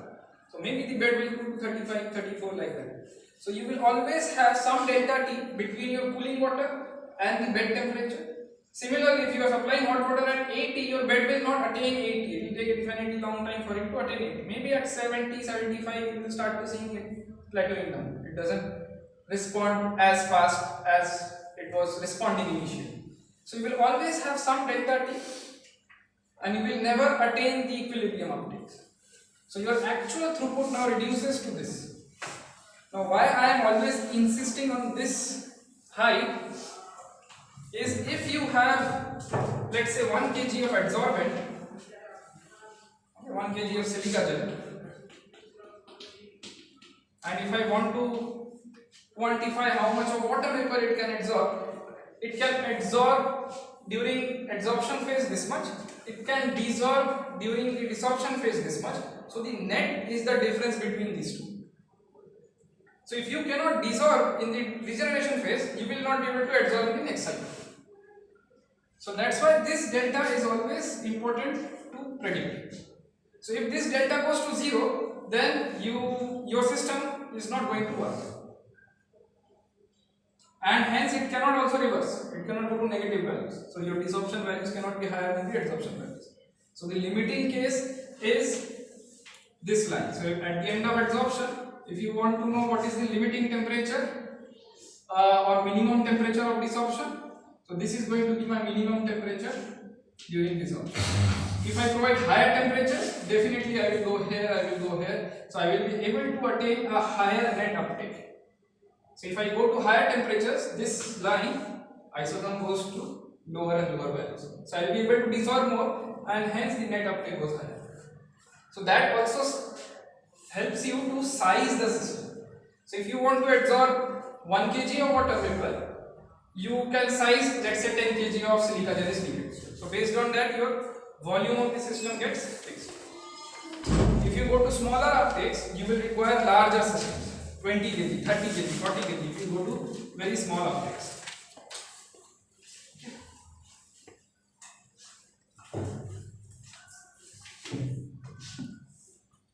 Now, in this entire explanation, I was giving you some idea of the time, but I never brought it exactly into the picture. So there is a time aspect, how much time it takes to attain this, or how much time it takes to attain this value. So you start from here, you will not be able to absorb immediately and go ahead. So there is a time also involved, but time is not there in this axis. Okay, that comes from the equation, kinetic equation, which I had shown. So for that, if I have to, at least theoretically, if I have to predict what is the cycle time, so how much time I should spend in adsorption, how much time I should spend in preheating, desorption, pre-cooling, so then we take help of simulation. At least it will give you some prediction of the real cycle. So this is, so I'll just quickly go through the mathematical modeling. So what we have is two beds. So as I told you, these two beds are going to act in a complementary manner. So this green is adsorption and red is desorption. So when bed 1 is adsorbing, the other one is desorbing. When bed 1 is preheating, the other bed is pre-cooling. Desorption, adsorption, pre-cooling, preheating. Okay. Now this time is also called as switching time because it is this, during this period the pressure switches or swings from low to high.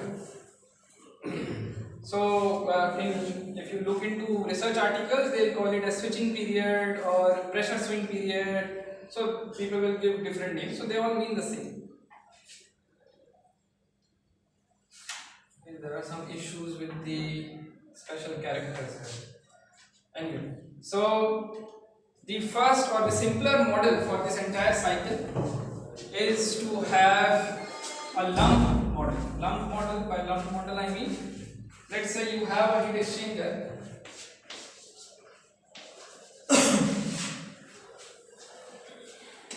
and you have some cooling water flowing through this tube. You may have temperatures which are closer to, let's say this is 30. So I am going to neglect this and I am going to assume this as a single box, just like how we solve our thermodynamics problem. We do not look into the spatial variation into our system. We just draw a system or a control volume and say, okay, the state of this particular gas is given by pressure this, temperature this. Now there could be difference in pressure inside the box, so we are not looking into that. So that is the first layer of simple model that we can do for the system. So now we are going to model each and every component, that is the evaporator, the adsorber and the condenser. So now the adsorber modeling is the most critical one because it has the time part coming into it. The evaporator model and the condenser model is pretty straightforward, whereas the adsorber part is where we will have to look into the timing aspects. So this is also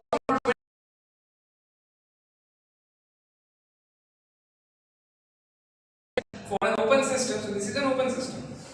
So if I draw a system across my adsorber, vapor is coming in, vapor is going out, liquid is coming in, liquid is going out. So this is not a closed system. This is an open system. And for the open system, we have to do an unsteady analysis. So that's why you see the rate of change of temperature with time. These terms are going to come. So this is the change in the internal energy of the control volume. This is the rate of heat generation inside the bed as you have adsorption, or opposite, during desorption you will be consuming some energy.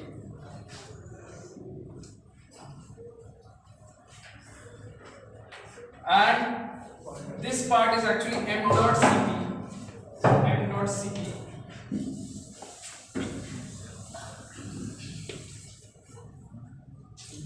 So if you look at a control volume analysis unsteady for any system, you can have some enthalpy of fluid coming in, enthalpy of fluid going out. You can have multiple in, multiple outs like this.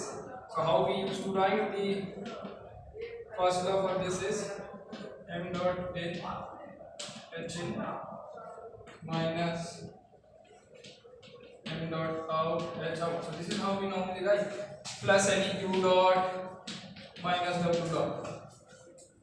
This is the first law for this control volume. So we follow a similar methodology. This control volume is my adsorber. So whatever the mass of the bed, mass of the tubes, mass of the water present inside, okay, everything has to be accounted for here and into the Cp, into the dt. Okay, now we are writing it as a rate equation, so that's why dt over dt is coming.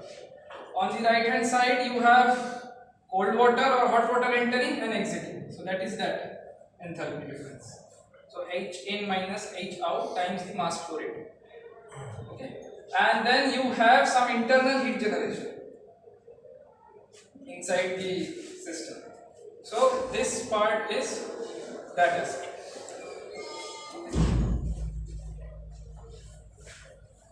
Now during adsorption you will have this term, during desorption you will have this term, during preheating and pre-cooling there is still some amount of desorption and adsorption, but normally it is pretty small, and just to simplify our modeling we neglect this part.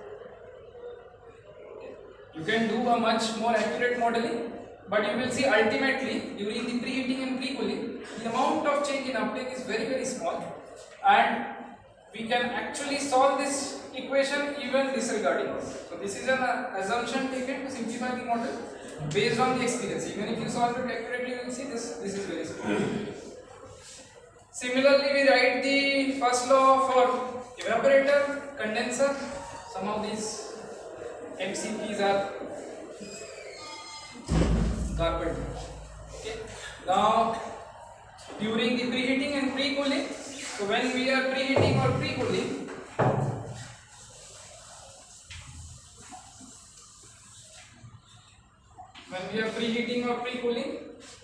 you will have an additional equation to solve because you have to know predict the pressure. During adsorption and desorption, you know the pressure because adsorption is happening At evaporator pressure, desorption is happening at condensing pressure. So during absorption, desorption, you know the pressure. But during preheating and pre-cooling, you have to predict the pressure. Now for predicting the pressure, you have to solve an additional equation.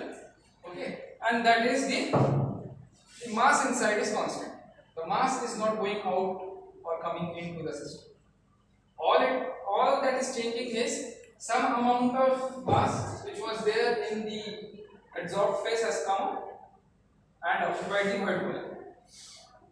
Okay, so this dm vapor by dt is the rate of change of mass in the void volume, and that has to be equal to the mass of silica gel which is present inside.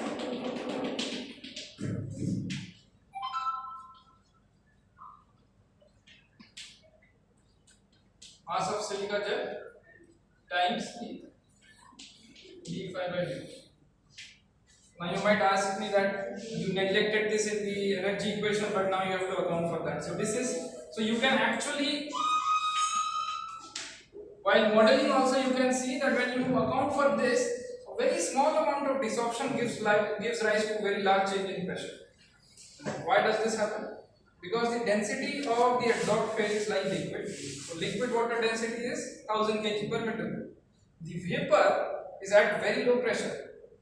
Densities are of the order of 1 kg per meter. So even if you have a gram or 2 grams of desorption, when it goes to vapor phase, there is a huge change in density, and hence it leads rise to a large change in pressure. So here you have to find out how much of vapor is coming into the void space because of some amount of desorption, or how much of vapor is going from the void space into the silica gel because some amount of adsorption. That has to be equated, and what this mass will correspond to from ideal gas? P equals to specific gas constant, rho. So this rho is nothing but mass in vapor phase divided by the void volume. So now this creates the connection between mass and pressure. So once you get the mass based on the amount of desorption or adsorption, then based on that mass, and if you know the void volume of the container, you can connect it with the pressure. So you need to know the volume of the container and how much of it is void. So this experiment also has to be carried out initially. So you can pack some known mass of silica gel in a container and check how much volume it is occupied. So from there you can predict that what is the void space. So one thing, in the stable energy equation, why don't you consider the kinetic energy part or potential energy part? Again, they are going to be very, very small. Very small. Very small. Because there is potential energy, there is no negligible change in the. But there is certain velocity of the. Certain velocity. Why don't times the rho. Times the rho. Rho of the water vapor is going to be less, and the velocities also are of the order of 1 meter per second. That's why. So if you multiply rho v square by 2, if you do, you will see it comes out to be very small compared to the biggest contributor being the heat of adsorption or desorption. So this is of the order of 2700 kilojoules per kg, and HFG for water is around 2500, so it's slightly above that.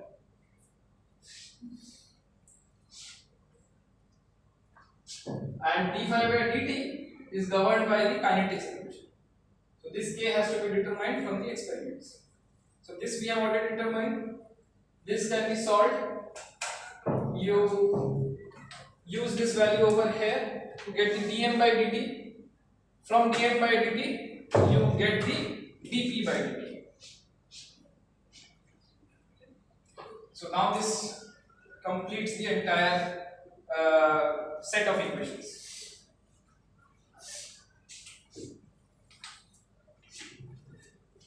And now for the heat transfer fluid part, we have to also connect the heat transfer fluid temperature incoming and outgoing. So some hot water is coming in, hot water is going out, or cold water is coming in, cold water going out. That also has to be connected to the bed temperature. We use the LMTD equation. UA LMTD equals to heat transfer. So we use that to come up with this expression. So this connects. So let's say if you have cold water or hot water outlet temperature, that would now be connected to the bed temperature, inlet temperature by this expression, where U is the overall heat transfer coefficient of the entire bed and A is the area of heat transfer, so tube plus the fins. Okay. So I am not deriving these, so they are pretty easy to derive. How to get this? You use your UA LMTD equals to Q, which is equal to MCP delta Q. You will get this value. Somehow all these equations are jumbled up. Okay, so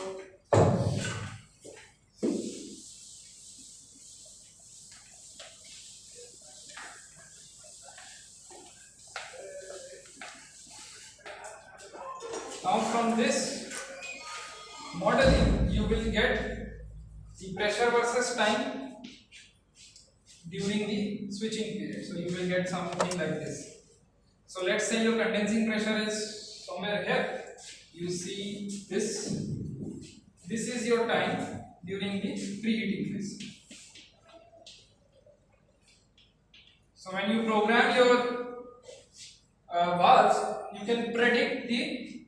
So this is like a guess value. From the simulation, you get the dP by dt like this during the preheating. Pressure has to rise. Okay, you know at what condensing pressures you will operate. So you know how much time it will require to get that condensing pressure. So this would be your first guess when you program your adsorption chiller for the preheating phase. Similarly, in the pre-cooling phase, your pressures will go down. Pressures will go down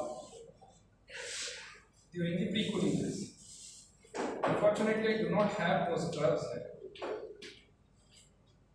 Forgot to add. So you will have pressure going down. Let's say this is your P evaporator.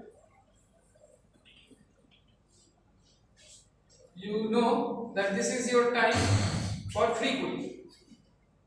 Now it may so happen, and it normally happens, that the preheating and pre-cooling phases are of different time scales. One could be 150 seconds, another one could be 200 seconds. So to simplify our control logic, we make it equal to whatever is the higher value. Let's say for preheating you require 150 seconds, and for pre-cooling you require 200 seconds. You set your controller to 200 seconds. So now what will happen is, during preheating you will overshoot the pressure, which is not a bad thing, because once you open the valve, anyhow you will maintain a positive flow because you have gone above the condensing pressure. So if you look at the pressure, you actually wanted to operate here, but you might go slightly above and then dissolve.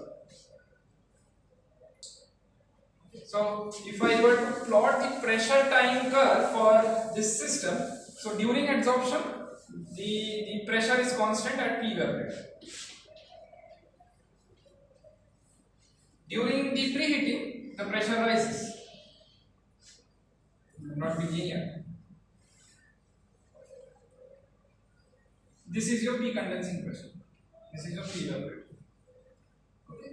Now it may so happen that you have given a slightly larger preheating period, so it goes above and then it comes down here, and it maintains a P condensing like this, and then you dissolve, and then you go to pre-cooling. This would be your pressure. Normally from the simulation, what I have observed is pre-cooling is the slower one compared to the preheating. Yes. Pre-cooling takes longer time. Yes. So this slope is much lower than the preheating. Now correspondingly, if I look at the bed temperature curve, so during so this is adsorption, this is preheating, this is desorption,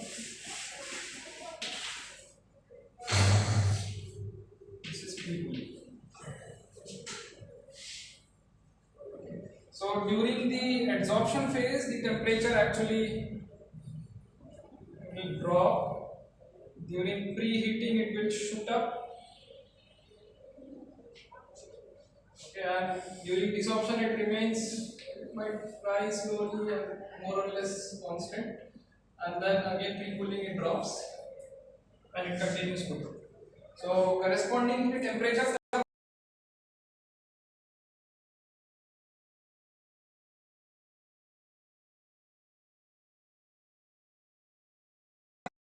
and then during desorption it becomes plateau. Why? Because whatever heat you are supplying is going into desorbing. It is like a two-phase system. So you supply heat, it takes up all the heat to change its phase. So temperature more or less becomes constant. And then during pre-cooling again there is a sharp decrease in temperature which continues but not at the same slope during the adsorption. So during adsorption also it becomes slightly flatter. Becomes flatter. So this is for the temperature. Now based on all these things, your ultimate goal is to find out the COP and the cooling capacity. Now why we are doing all these things is so that we can predict the phi value of take. Okay, and based on that you can now predict your cooling, your evaporator cooling divided by the heat that is supplied. That will give you the COP. And cooling capacity on a daily basis per unit mass of silica. So if you have 1000 kg silica, you will get more capacity. If you have 100 kg, you will have less capacity. So that's why normally we use the specific cooling capacity. That is, we normalize it with the mass of the silica gel or adsorbent used. Okay, so let's say in a day you can operate 10 cycles like this. So 10 cycles, whatever cooling you get in one cycle divided by the mass that is provided in the bed. That gives you the specific cooling capacity. Now if you see, now since it is a simulation, I can vary a lot of parameters. I can vary the heat sink temperature, 25, 20, 35, 40. It means the temperature of the cold water. Cold water going into your bed. So if you have 25 degree cold water, you get good COP values. If you have 40 degree cold water, you have poor COP values because you are not able to cool the bed appropriately. What is changing on the x-axis is the amount of time which I am giving to the adsorption and switching. So this is the half cycle time. The full cycle time is adsorption, switching, desorption, switching. So basically your full cycle time is twice this value. So if you vary that, you see you will get different COP values also. So it seems that slower the process, better it is in terms of efficiency. But now if you look at the cooling capacity, you get some kind of an optimum. You get some optimum there. You get the maximum cooling capacity and then it starts to go down. Why there is a difference? Why there is a difference in the nature of these curves?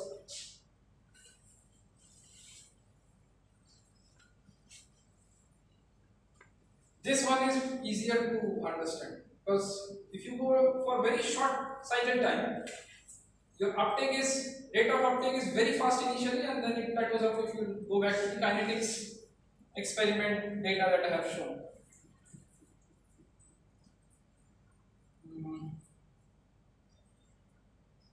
You see here, the red curve is the mass of the uptake, or you can see the black curve also. So when I used to dose the cylinder and then isolate that, what I got was the vapor pressure was dropping rapidly initially and then it plateaus out.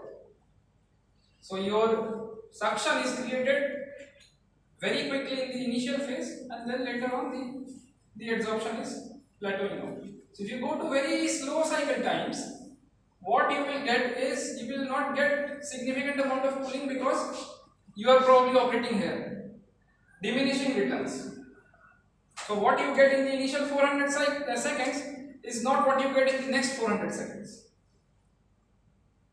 Okay, so initially 400 seconds you get this much. If you look at the red curve, that is the uptake. So you get this much, probably 0.04. and then in the next 400 seconds you get probably 0.01.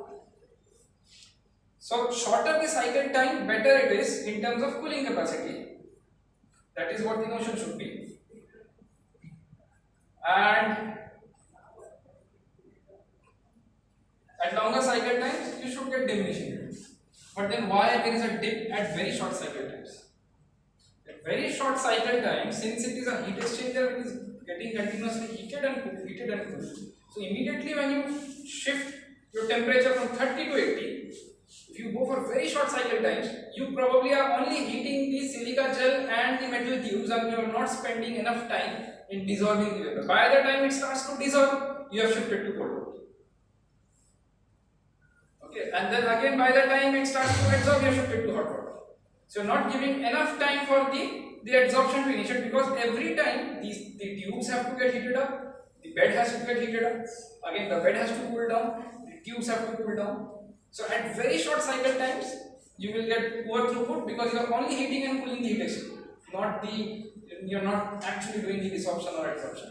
At very large cycle times also, you are doing adsorption and desorption, but at very slow rate governed by the kinetics. So there is one optimum cycle time. So again, while doing experiments, this simulation is very helpful because now I have a guess value that okay, I should operate probably at 900 seconds. I do not have to carry out experiments all the way from 300, 600, 900, 1200. So I can try with 900 and then try to go to 1200. I see if I am getting a downward slope and then go to 600. So that initial guess immediately I get from the simulation.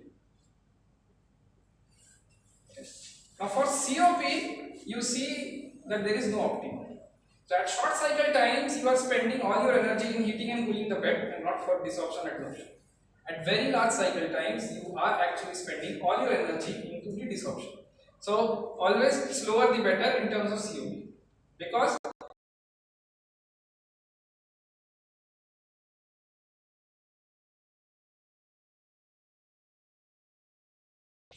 this bed has silica gel, metal tubes.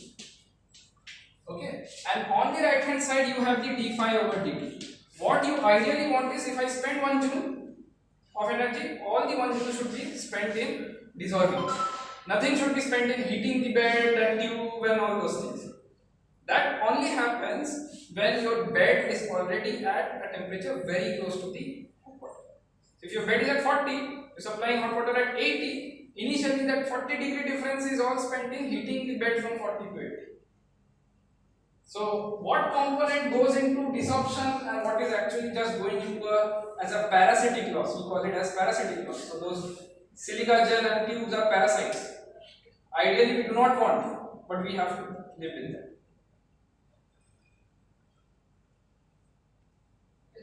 So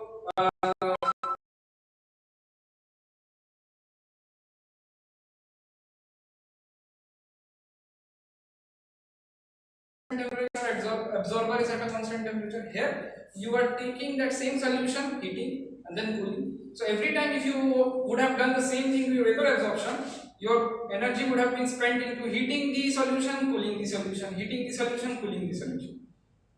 But here you do not have any option, because you cannot flow the silica gel from one bed to another.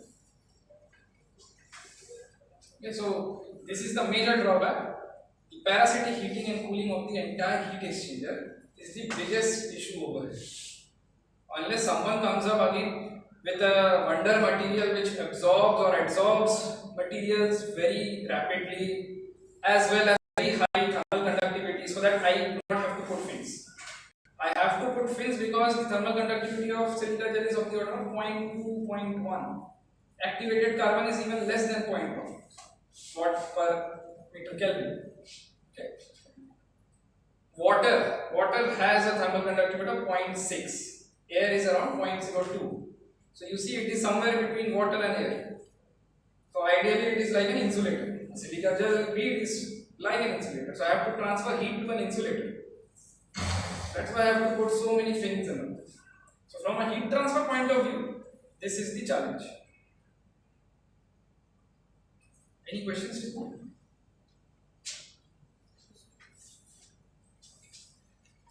So I will now just quickly go through the few applications and then I will. Sir, what does the color coding, the arrow, This one.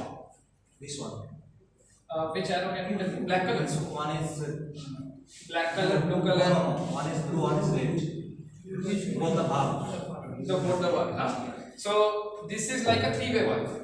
So you have two in, one out. Or here you have one in and two outs. So cold water and hot water. So you will have a valve which will have supply from both. But you will program it and make the valve use either hot water at a given moment or cold water at some other moment. So color coding is right now this is absorbing, so blue is going in and coming out. So cold water. This is absorbing, so hot water has to go and come out.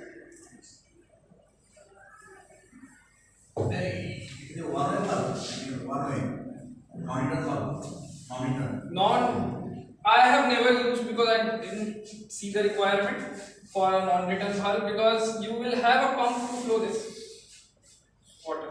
So you will always have the flow in the same direction. It is a ball valve which has three holes. Okay, so L connection inside the valve.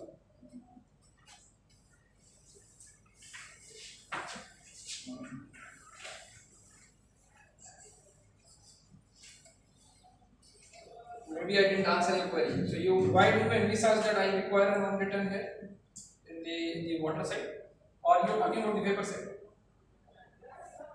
Water side or vapor side? Water side only. Because this we have water flowing through the tubes and what liquid water. So that is a heat transfer fluid. Hot water, cold water. Vapor valves. Okay, so there are designs now where people have even remove these valves. They have just put a plate. So if the vapor pressure here in the evaporator is higher than the pressure here, automatically the plate moves and vapor goes. If the reverse happens, the plate just drops and it shuts. So it is like what you are not talking about, non-return. But that non-return is only on the vapor side. On the liquid side, not required. Because the pump ensures the flow.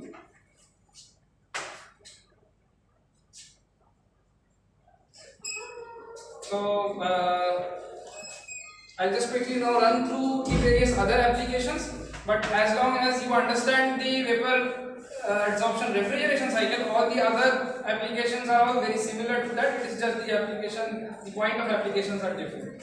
So if you have, let's say, a requirement where you want to go to very low temperatures in your vapor compression system, and you want to run it efficiently, and you want to use some waste heat which is available in the plant. Let's say you have hot water source at 70 or 80 degrees C, and you want to somehow utilize this, and you also have a chiller which is operating, and you want to reduce the power consumption of that particular chiller, vapor compression chiller. So you can actually marry the evaporator and the condenser of these two. So evaporator of the vapor absorption could be combined with the condenser of the vapor compression. Normally, if you do not have the condenser, the outdoor unit operates at 40, 45, 50 degrees C. But if you now cool the condenser to 30 degrees C, then you will be able to attain lower temperatures on the evaporator side, or maybe reduce the power consumption of the compressor, because it will now operate across a lower pressure ratio. Okay, so you have various ideas now where you can combine this system. It need not be a standalone system, it could be married to the existing system. Okay. Another application is the energy storage. So let's say during the daytime, this is only applicable to European countries or Nordic nations where there is heating requirement during the night time. So let's say you have a lot of sunshine in the daytime, but you want to utilize that energy at the night. So one way is to store hot water in an insulated tank and use that at the night. Okay, but let's say you are looking at long winters. So then what do? So you'll have to build massive tanks. The issue with that is, let's say you want to, I don't know, this will not be visible now. If you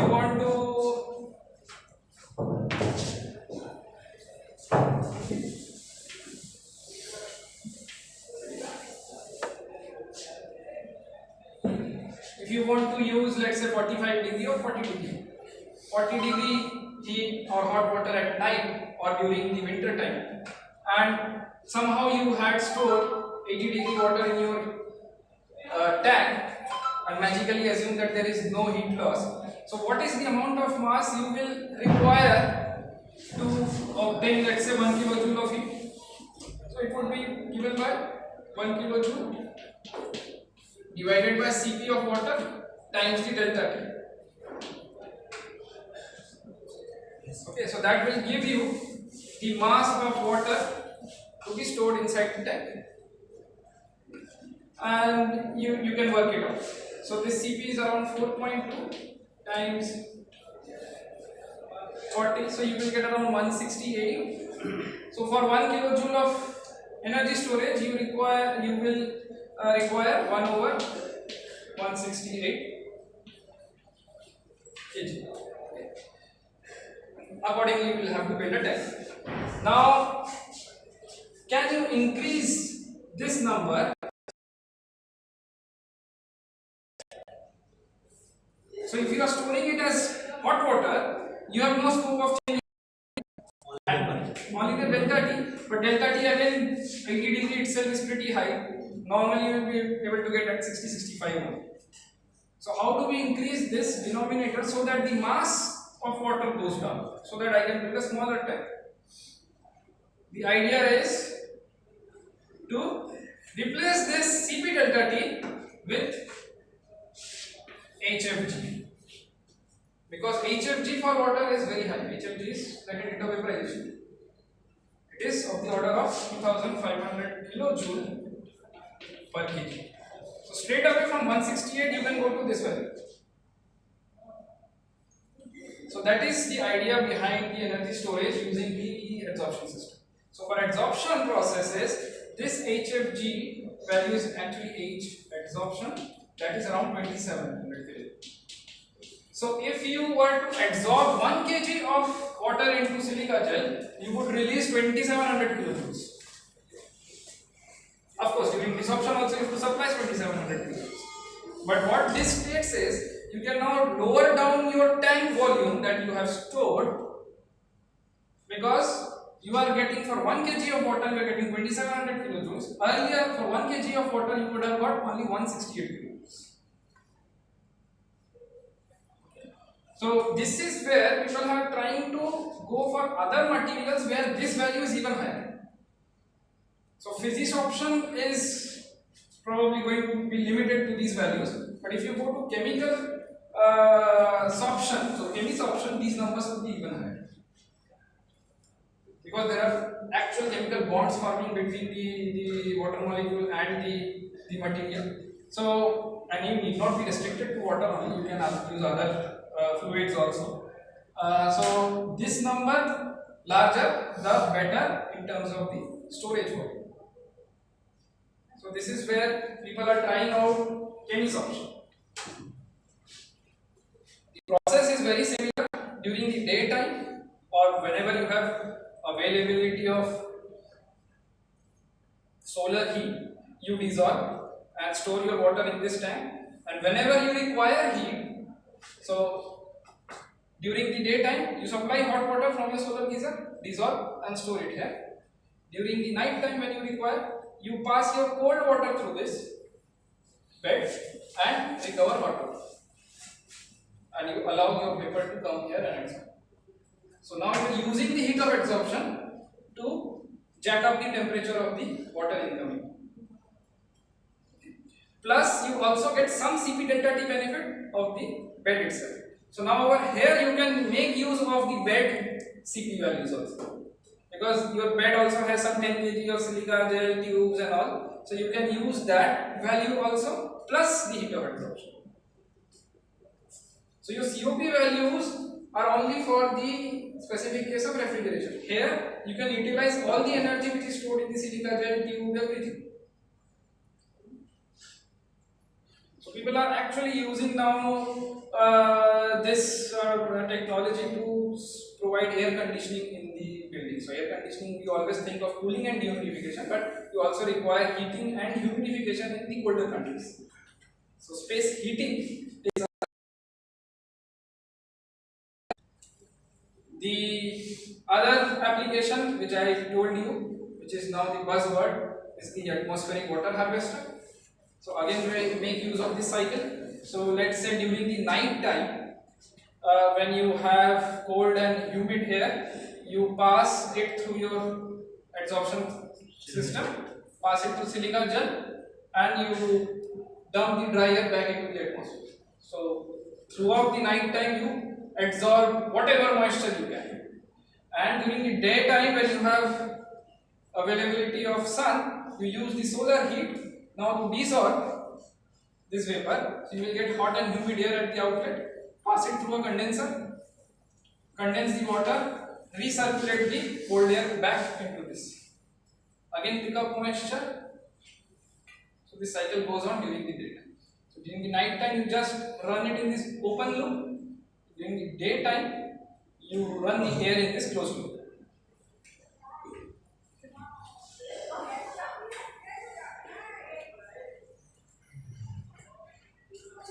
I think I will stop here. One thing. Yes.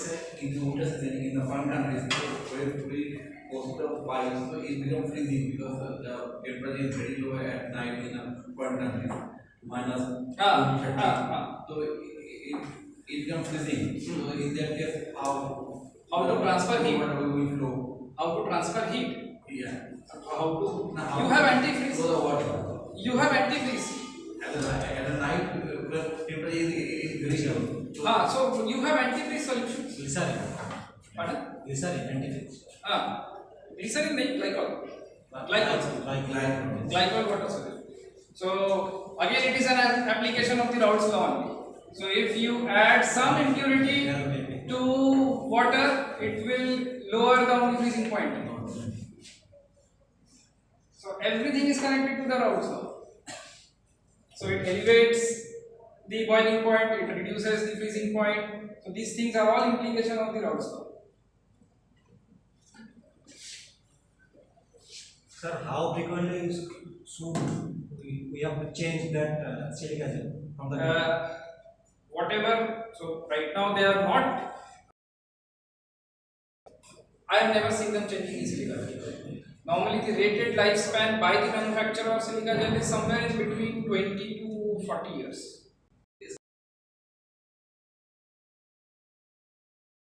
That I have seen, if you expose certain grades of silica gel to direct sunlight, you can see some discoloration. But I have never seen the uptake capability getting reduced because of that also.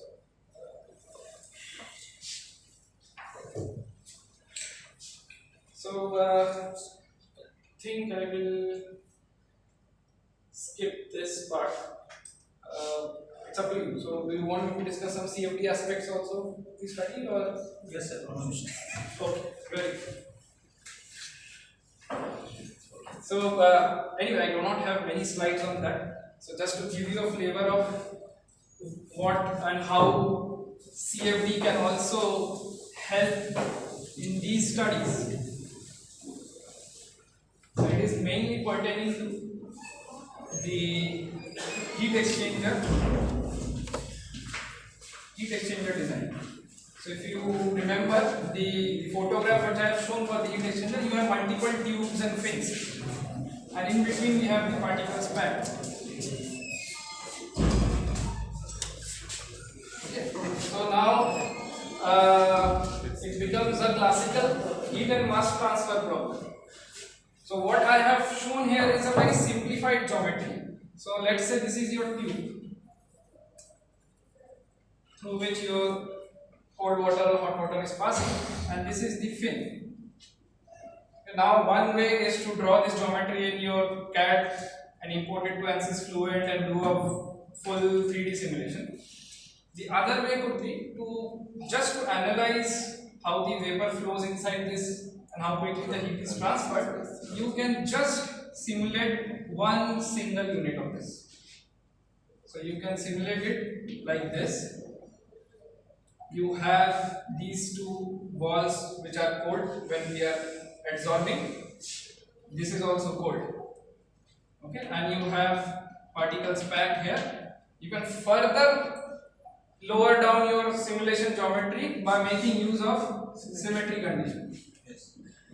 So you can do a half domain simulation, and here you have your vapor coming in. This is a wall condition. Wall condition at certain temperature. You will have to give certain initial condition for the silica gel, some initial pressure, uptake, everything, and then you have to give this vapor pressure coming here. So this vapor pressure is P evaporator. That's what is the pressure inlet. Pressure inlet. Exactly. Pressure inlet. Okay. Now your, I don't know what you use. You use COMSOL or ANSYS fluid? ANSYS fluid. Now I don't know if the latest version has the provision, but the versions which I have used, you do not have the provision to directly write the equations into the solver. So you have to write something called as user defined functions, UDFs. Now it is basically a Navier-Stokes solver. Now you have to add the features of adsorption. It doesn't have the adsorption process inbuilt. You do not have a tab where it says adsorption on or off.